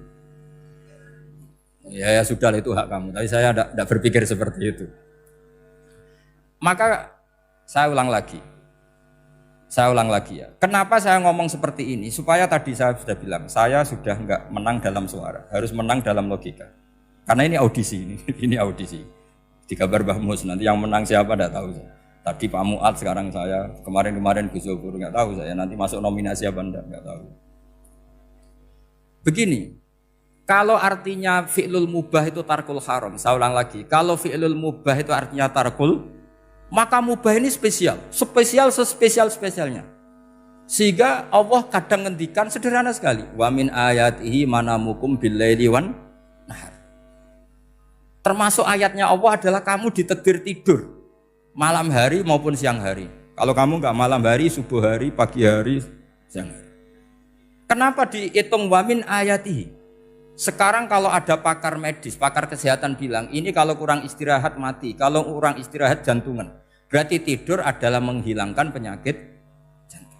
Obat paling mandi dengan orang rutin tidurnya, itu masih mandi orang rutin tidur. Kamu beli obat harganya 1 miliar, tapi gak pernah tidur 3 hari, tetap taqabbalallahu minna minkum taqabbal ya karim. Maka yang penting itu obatnya apa tidurnya? Tidurnya yang dibantu obat. Tapi kalau obat tok gak dibantu tidur, masih sakit. Berarti penting mana tidur sama obat? Karena penting tidur wa min ayatihi. Orang kayak sampean sering delok YouTube, delok gambar macam-macam. Barokah mana dengan tidur? Wong nak melek mripate delok macam-macam. Barokah tidur. Jadi tidur adalah perlawanan terhadap keinginan melakukan haraman. Ya, saya ulang lagi, tidur itu adalah perlawanan terhadap keinginan melakukan keharaman. Jadi kalau mau tidur nyati gini, ya Allah, siap tidak berangan-angan tentang maksiat, terus tidur. Oh, itu wa min ayatihi. Jangan kok gak di duit terus ngombe sing akeh ben iso ngantuk. Wah ini tidur yang untuk melawan kemiskinan. Supaya lupa utangnya tidur, lupa kasusnya itu udah akan jadi wali yang seperti itu. Kalau jadi wali tak gugat gitu. Nah, sehingga karena mubah itu tarkul haram, Allah itu sering menghitung ibadah yang super itu halal mubah. Misalnya Allah ngendikan kulu washrobu, kamu harus makan. Sekarang gini, jaga kesehatan itu wajib enggak? Wajib. Kalau saya tidak sehat tidak bisa ngaji di sini. Apalagi Mbah Mus kalau nggak sehat ditunggu orang se-Indonesia fatwanya. Dan di antara cara sehat kamu harus makan. Kalau nggak makan sakit. Lalu makan dengan posisi menyehatkan orang yang bisa fatwa, bisa mulang, bisa macam-macam. Posisi ini super apa tidak super? Super. Maka Allah kadang sederhana ngendikan ibadah itu kulu wasrobu jom kowe yo mangan yo. Tapi ayat ini menjadi tidak hebat kalau dibaca orang tidak pernah ngaji, nggak pernah ngaji usul fikih. Pangeran piye toh? Dirimo ngongkon mangan kowe dikongkokno kulu. Wis ora usah ngono ya wis mangan. Rusak Quran kena makna ngono iku rusak. Kamu tahu superiornya ayat kulu wasrobu kalau belajar fa inna fi'lal mubah berarti tarkul haram karena saat melakukan mubah artinya tarkul haram. Dan tarkul haram itu penting. Sekarang gini, merusak diri sendiri haram apa enggak? Haram. Untuk supaya tidak rusak kamu harus makan. Berarti makan wajib apa sunat? Wajib. Lho sing haram itu kalau tulung piring dintekno. Nah, dengan cara pemaknaan seperti ini, Quran akan superior. Bahkan di ayat-ayat yang kelihatannya sederhana, kulu washrobu wala tusrifu. Ketika Nabi Musa dimenangkan mengalahkan Fir'aun, itu Allah firman pertama gitu. Kamu harus makan mimma razaqnakum. Cuma syaratnya wala tatghaw fihi fayakhilla alaikum ghadab. Kalau kamu berlebihan nanti dapat ghadab saya. Nah, khawatir saya kalau ilmu ini sudah hilang terus ayat-ayat yang biasa tentang kemanusiaan dikira biasa. Padahal ayat ini super, misalnya nikah. Nikah itu oleh Allah, perempuan yang kita nikahin itu oleh Allah disebut surga. Saya punya bukti, misalnya gini ayat ya. Wala tangkihul musyrikati hatta yu'min wala amatum mu'minatun khairum min musyrikati walau a'jabatkum. Terusannya ayat wala tangkihul musyrikina hatta yu'minu wala abdu mu'minun khairum min musyriki walau a'jabakum. Terusannya ayat ulaika yad'una ilan nar. Para musyrikah yang ingin kamu nikahi karena mereka non muslim atau kafirah atau musyrikah itu hanya mengajak kamu masuk neraka. Maksudnya ngajak itu kan bisa saja kamu tertarik perempuan tadi sampai kompromi merubah akidah kamu. Terusannya ayat wallahu yad'u ilal jannah. Harusnya dengan perbandingan kamu jangan menikahi musyrikah. Logika perbandingannya kan wallahu yad'u ila nikahil mu'minah. Saya ulang lagi, harusnya muqabalahnya kan wallahu yad'u ila nikahil mu'minah. Allah mengajak kamu supaya menikahi mu'minah. Tapi kata mukminah sama Allah diganti wallahu yad'u ilal jannah. Allah mengajak kamu masuk surga. Ila nikahil mu'minah. Artinya gini, setiap kamu hubungan intim sama istri kamu itu adalah menjadi kamu tidak zina. Jadi kalau kamu tidak zina, barokahnya istri kamu ini penopang kamu masuk surga. Makanya Rasulullah pernah ditanya, ibadah itu apa saja? Nabi secara ringan diantara jawabannya, wa fi buti ahadikum shadaqah. Sudah kamu ngumpuli istri kamu itu ya ibadah. Terus kata sahabat-sahabat, ya Rasulullah ayati ahaduna syahwatahu wa walahu ajrun. Yang benar saja Rasulullah, masa urusan gitu dapat pahala? Nabi jawabannya ya enteng, alai salawatu fi haramin aka'ana ali wisrun. Kalau dia salah yang dikeloni kan ya dosa. Berarti kalau ngeloni yang benar juga pahala. Berarti istri kamu itu jannah surga. Cuma jannah yang agak aneh karena rewel itu agak aneh. Jadi itu jannah yang agak aneh.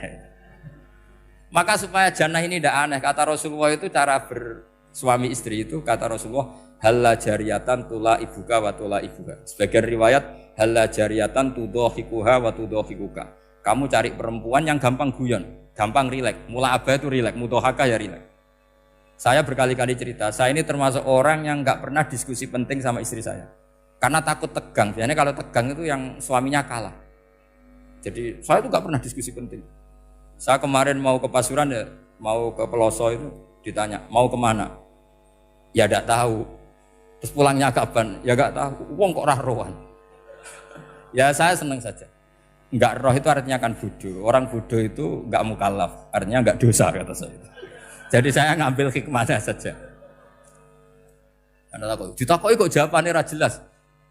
Ora jelas itu misteri. Memang dunia itu penuh misteri. Pokoknya tak itu. Pokoknya yang kira-kira itu jadi tidak penting.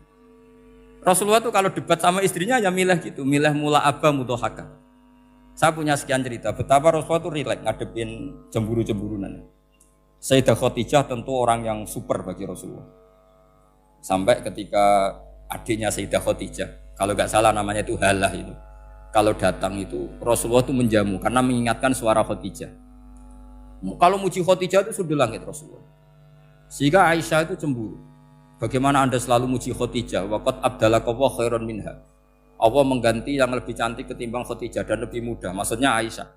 Kenapa masih muji yang sudah meninggal? Tua lagi kan. Gantian Sayyidah Fatimah yang tersinggung karena ibunya ditua-tuakan. Itu ketika Fatimah cemburu, mangkelnya sama Sayyidah Aisyah.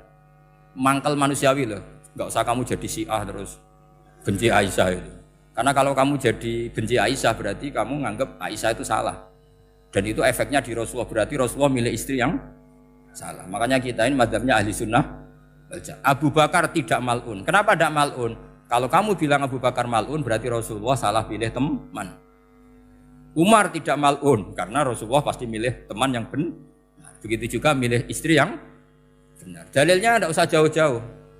At-thayyibatu lit-thayyibi. At-yabut thayyib tentu Rasulullah. Berarti istrinya pasti thayyibah. Jadi madhab ahli sunnah adalah madhab sing jelas-jelas min baini farsi wa damil labanan khalisan sa'iwal lisyari. Jadi kalau kamu cari logika gampang saja. Nabi itu thayyib, bahkan at-yabut thayyib.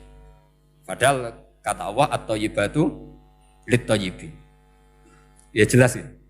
Jadi ini tidak usah dimasukkan hati tentang konfliknya Aisyah dan Fatimah, itu biasa saja. Yang satu bela ibunya, yang satu bela dirinya. Sebenarnya Aisyah itu nggak niat ngeritik Khadijah, ingin diperhatikan Rasulullah saja. Terus ketika Sayyidah Fatimah matur ya Rasulullah saya supaya ngalahkan Aisyah itu gimana? Karena ibu saya sudah meninggal, ya memang cantik dia, muda dia. Dan tahu betul orang kalau Nabi itu sangat mencintai Aisyah. Kata Rasulullah, bilang gini saja, tetap hebat ibu saya. Karena ibu saya dapat Rasulullah rondo untuk Joko. Kowe ayu kaya apa, iku untuk dudo. Jadi rileks saja Rasulullah. Akhirnya, ya semenjak itu enggak ngeritik lagi, bahaya ini kalau ngeritik.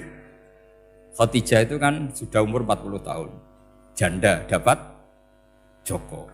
Aisyah, perawan untuk dudo. Keren mana? Keren Khadijah.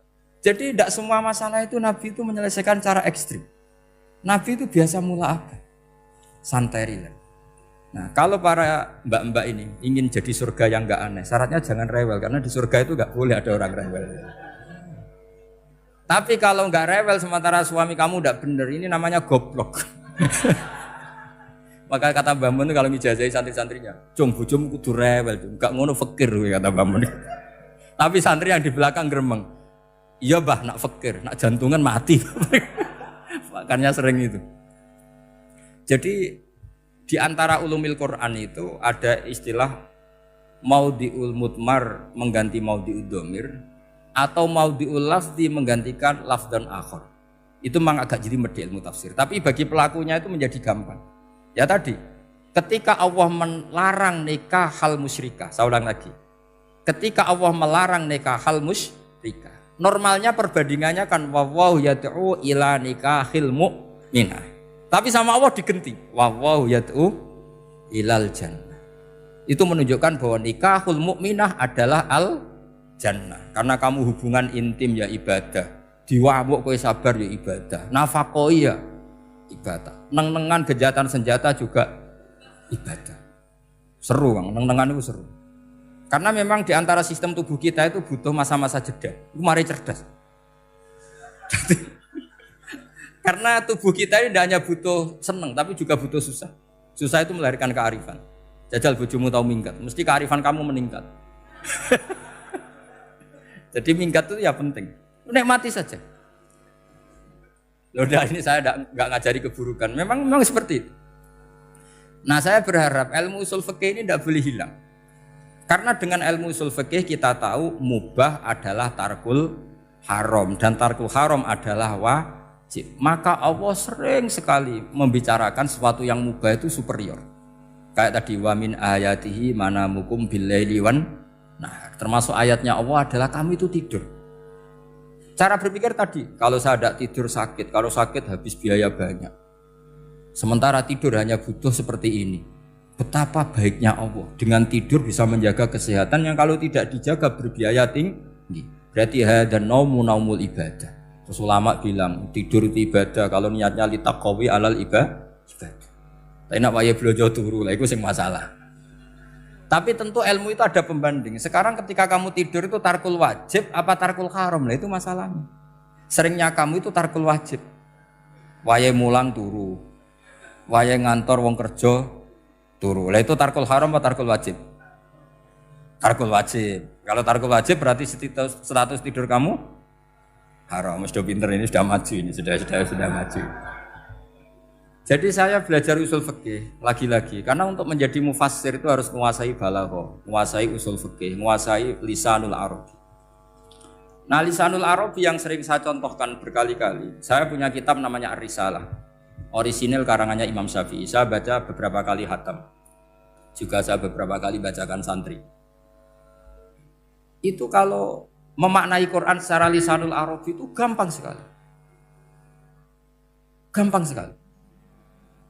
Ketika Imam Syafi'i mengatakan kamu boleh tayamum ketika bepergian dan saat bepergian itu tidak menemukan air. Syaratnya kamu tolabul ma', cari-cari dulu. Ketika ditanya sama ashabus Syafi'i, kenapa harus cari-cari dulu? Jawabannya enteng. Li'anna Allah ta'ala yaqul falam tajidu ma'an wala yuqalu liman lam yatlub lam yajid. Karena Allah ngendikan kemudian kamu tidak menemukan air. Di mana-mana tidak menemukan setelah mencari. Kalau belum mencari namanya tidak tahu. Jadi dari kata falam tajidu ma'an kemudian kamu tidak menemukan. Tidak menemukan berarti apa? Setelah mencari.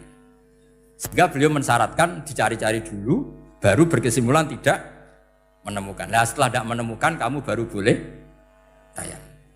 Segampang itu ilmu usul fikih di depan Imam Syafi'i. Ulumul Quran dianalisis dengan usul fikih.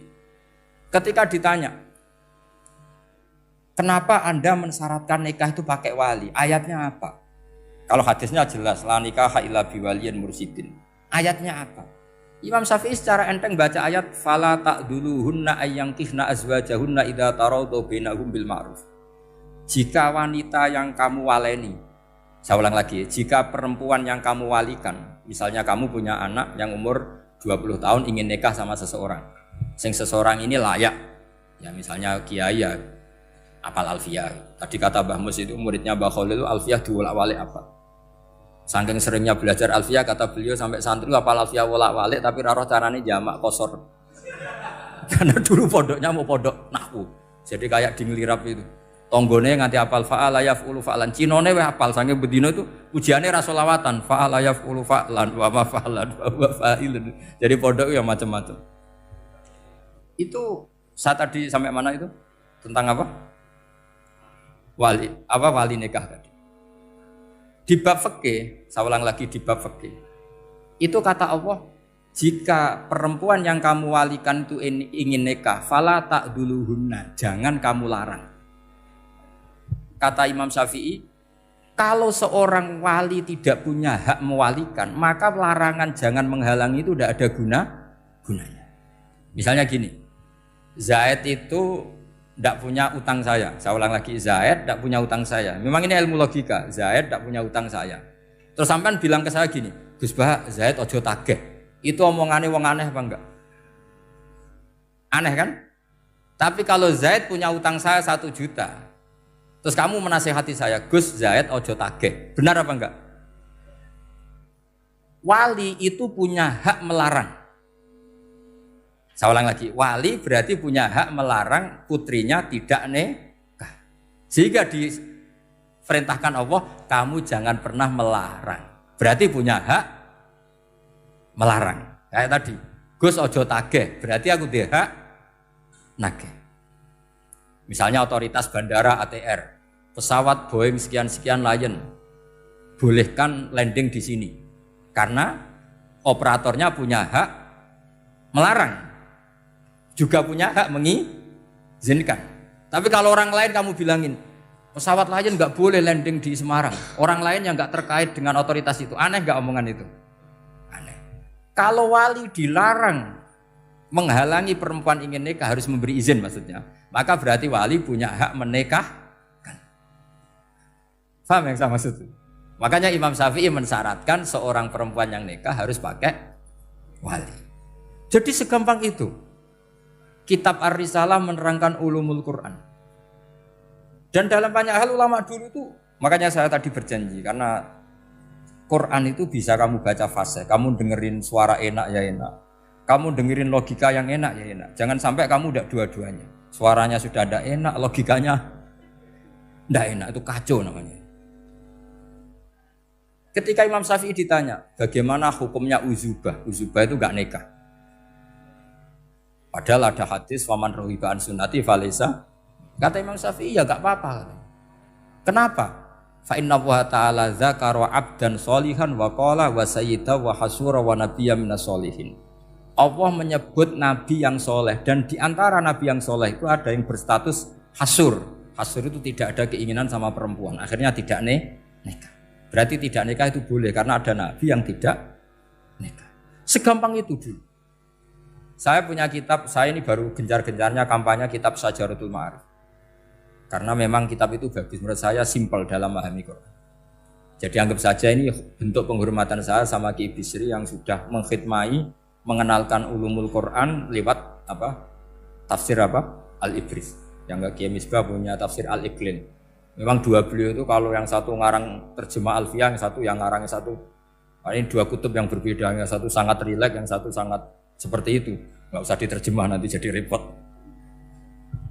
Itu ulumul Quran yang ditulis Syajaratul Ma'arif itu gampang sekali. Misalnya begini, beliau bikin judul Babun Nafil Ibad Bikullil Bilad. Bab seseorang harus manfaat kapan saja dia berada. Itu terus beliau qala ta'ala wa ja'alani mubarakan ainama kuntu. Ciri utama para nabi itu ngendikan wa ja'alani mubarakan ainama kuntu. Saya dijadikan di mana-mana itu berkah. Jadi seseorang hidup harus di mana-mana manfaat. Terus ketika beliau ngendikan babun la yutrakul haqqu li ajril batil, bahwa kebenaran tidak boleh ditinggalkan hanya karena ada banyak kebatilan. Beliau terus ngendikan inna sofal marwata min sya'airillah faman hajjal baita wa atamara fala junaha alai ayat tawafa bihima. Jadi di sofa itu ada berhala namanya Isaf, di Marwah ada berhala namanya Nailah, atau sebaliknya pokoknya Isaf dan Nailah. Terus sahabat kalau mau sa'i itu merasa dosa karena harus melewati berhala-berhala itu. Sehingga mereka tanya, ya Rasulullah, saya ini tetap tawaf enggak? Padahal di tempat-tempat itu ada berhala. Terus kata Allah, tetap tawaf. Nah, tetap tawaf ini artinya apa? Melakukan barang hak meskipun di situ banyak kebatilan. Itu manhajnya para orang-orang alim kita. Mbah Mun, Mbah Mus itu ya berkawan sama orang yang macam-macam. Kamu tidak usah ngeritik. Itu fikihnya sudah kelas tinggi. Fikihnya tuh la yutrakul haqqu li ajlil batil. Saya di mana-mana cerita. Saya punya kitab namanya Khilyatul Auliya wa Tabaqatul Asfiya. Itu syarat kamu kalau daftar wali harus punya kitab itu. Khilyatul Auliya wa Tabaqatul Asfiya. Itu karangannya Abu Nu'aim Al-Asfihani. Kitab itu yang jadi indukan Ihya ketika menyebut manaqibul akhyar. Kita tahu Ihya kalau bab tasawuf mengikuti Kutil Qulub yang dikalang Abu Thalib Al-Makki. Kalau fikih tentu beliau mengikuti Imam Haromen gurunya, yaitu kitab Nihayatul Matlab fi Dirayatil Madhab. Kalau manaqibul akhyar beliau mengikuti kitab Khilyatul Auliya. Dan mengikuti itu penting kalau dalam tradisi kiai. Enggak boleh seorang kiai kok mikir sendiri, namanya mustakil. Kalau mustakil itu mubtadi', bikin tatanan baru dalam agama. Justru ulama itu harus niru sebelumnya karena sanad itu harus musalsal, enggak boleh. Imam Syafi'i bilang haram terus kamu bilang halal. Terus murid kamu bilang makruh. Terus muridnya kamu, ya pokoknya khilaful aula, enggak boleh gaya-gayanan gitu. Kalau di kampus plagiat itu dilarang, kalau di pondok itu wajib. Makanya banyak kalau tes itu ngerpek. Karena belajar itu tanpa batas katanya. Lu kok ngerpek? Mboten ya, jari belajar kapan saja. Jadi mboten ngerpek, mutolaah pas tes. Kacau tuh santri itu. Mutolaah tapi pas apa? Tes. Itu dalam kitab Khilyatul Awliya diterangkan. Uniknya rawinya itu siapa? Sufyan bin Uyainah, orang yang sangat khusyuk, gurunya Imam Syafi'i. Kita tahu Imam Syafi'i punya guru zaman di Mekah itu namanya Muslim bin Khalid Az-Zanji. Dalam hadis ngikuti Sufyan As-Sawri sama Ibnu Uyainah. Tapi beliau intisabnya lebih ke Imam Malik ketika ngaji apa? Muwatta. Terus beliau punya guru usul fikih namanya Muhammad bin Hasan Asy-Syaibani. Itu Sufyan bin Uyainah dalam kitab itu diceritakan. Pernah suatu saat Isa sama Yahya. Ini supaya saya tahu fikihnya Mbah Mun, fikihnya Mbah Mus. Isa sama Yahya itu satu nabi yang sama-sama muda, yang satu angkatan. Saya berkali-kali cerita, nabi yang satu angkatan itu ada 3. Tapi yang 2 ini enggak level, yaitu Ibrahim dan Lut. Tapi enggak level karena Lut itu adalah pernah keponakan siapa? Ibrahim. Musa dan Harun, tapi Harun itu enggak levelnya Musa karena dia jadi nabi berdasar proposal Nabi Musa. Jadi Nabi Musa itu alsak, agak pelak. Sehingga beliau kalau menjelaskan kesulitan, terus pakai jubir. Makanya kemarin-kemarin itu ada wali yang kalau ngomong pakai apa? Jubir. Akhirnya Nabi Musa ngendikan apa? Waj'alli waziran min ahli Haruna akhi usdud bihi azri wa asyrikhu fi amri. Ya Allah, saya ini lisannya agak pati fasih. Tolong Harun sing huwa afsahu minni lisanan. Yang lisannya lebih fasih tolong jadikan nabi. Sama Allah dituruti, Harun jadi apa? Nabi. Tapi yang dapat wahyu Musa, jadi dia hanya jubir. Makanya seangkatan tapi tidak level. Yang seangkatan level itu hanya Yahya dan Isa. Nabi Isa kita tahu berstatus wa yukallimun nasa fil mahdi wa kahla. Jadi mulai kecil sudah pinter. Nabi Yahya ya enggak kalah keren. Ya Yahya khudil kitab bi quwwah wa atainal hukma sabiyah. Ketika kecil sudah pinter. Jadi ini rivalitas dalam ilmu. Makanya khilaf itu penting. Jangan gontok-gontokan berarti ra tau ngaji. Khilaf itu penting. Nabi Yahya itu kalau jalan-jalan sampai Nabi Isa, itu yang Nabi Yahya mesti tanya, aina khiyarun nas, rumahnya orang baik mana? Saya mau nginep di situ. Mesti tanya gitu kalau di satu perkampungan yang beliau-beliau sedang jalan-jalan. Tapi kalau Nabi Isa tanyanya aneh, aina syirarun nas, wong sing elek-elek manggone nang ndi? Akhirnya ini kan terjadi debat, tapi karena sama nabinya ya ndak debat kusir terus kubu-kubunan kosong berapa sama kosong berapa, ndak, ini sama. Ya sama-sama kosong-kosong, sama-sama orang ikhlas itu kosong-kosong. Sama lama terus debat kecil. Kenapa kamu tanya aina khiyarun nas? Mana orang-orang baik? Jawabnya Nabi Yahya, ya kumpul orang baik itu enak, nyaman, teduh, enak lah. Nah kamu kenapa kok tanya mau nginep di aina syirarun nas? Ana nabiyun, ana tobibun, udawil mardo. Saya ini dokter, nabi itu dokter. Di mana-mana dokter menyembuhkan yang sakit. Kalau Anda peneliti penyakit, cari daerah yang banyak endemik penyakit apa yang daerah sehat? Daerah yang kena endemik penyakit. Tapi problemnya Anda sendiri berpenyakitan, kalau ke situ tambah nemen. Itu. Ya sama, kalau kamu kira-kira tidak kuat ya jangan kumpul orang yang seperti itu. Kamu tidak kuat kan? Malah katut.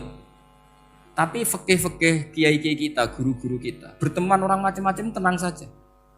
Karena mereka kekuatan kesalehannya sudah absolut, sudah kuat sekali. Ya tentu bi'aunillah wa bitaufiqih.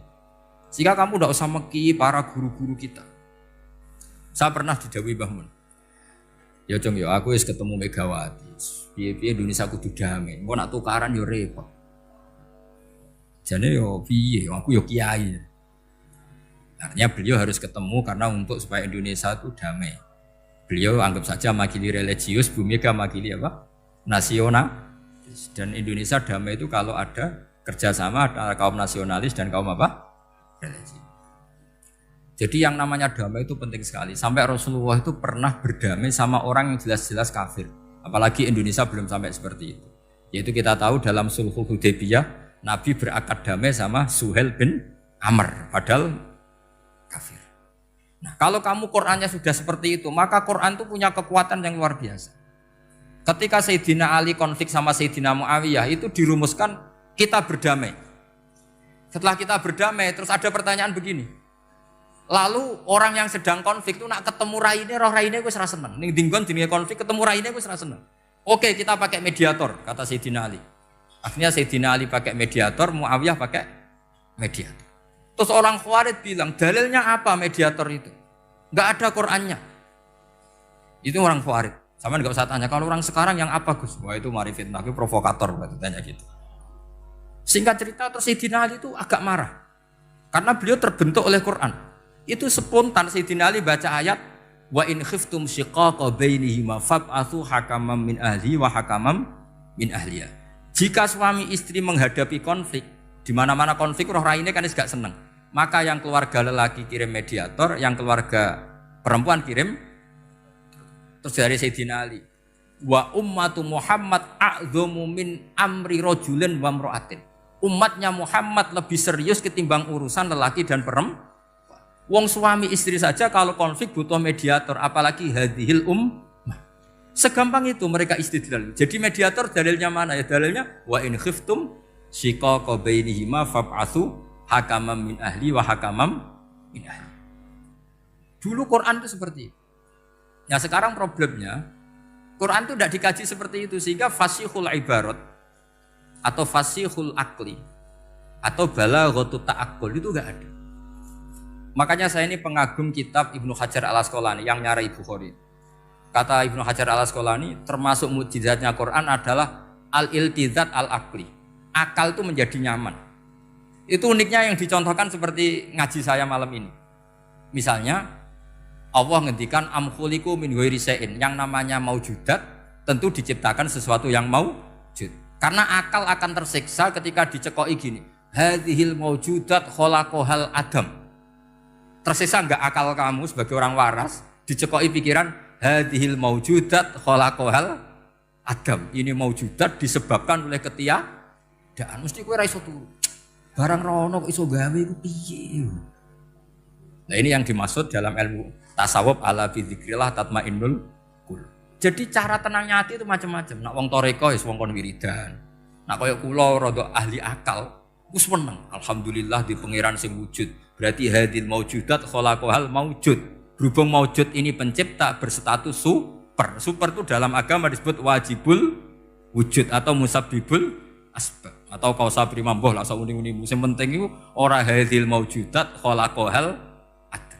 Makanya kata beliau Nabi itu bukan sekedar jamal suratan, ganteng secara perawakan, secara fisik enggak, tapi juga Nabi punya jamalul akal. Akalnya itu nyaman. Yaitu kita disuruh iman dengan sesuatu yang memang kita nyaman. Seperti kita disuruh iman bahwa alam ini diciptakan oleh Allah, oleh al-maujud yang super. Kan terus nyaman. Coba kalau kamu diajarin Islam, alam ini yakini yang menciptakan adalah ketiadaan. Oh kamu kuliah sampai profesor sampai dokter pusing, ini ajaran apa? Sesuatu yang tidak ada menyebabkan sesuatu yang ada. Yaitu namanya termasuk ajaran ini indah karena ada al-iltizat al-akli, kenyamanan apa berpikir karena terus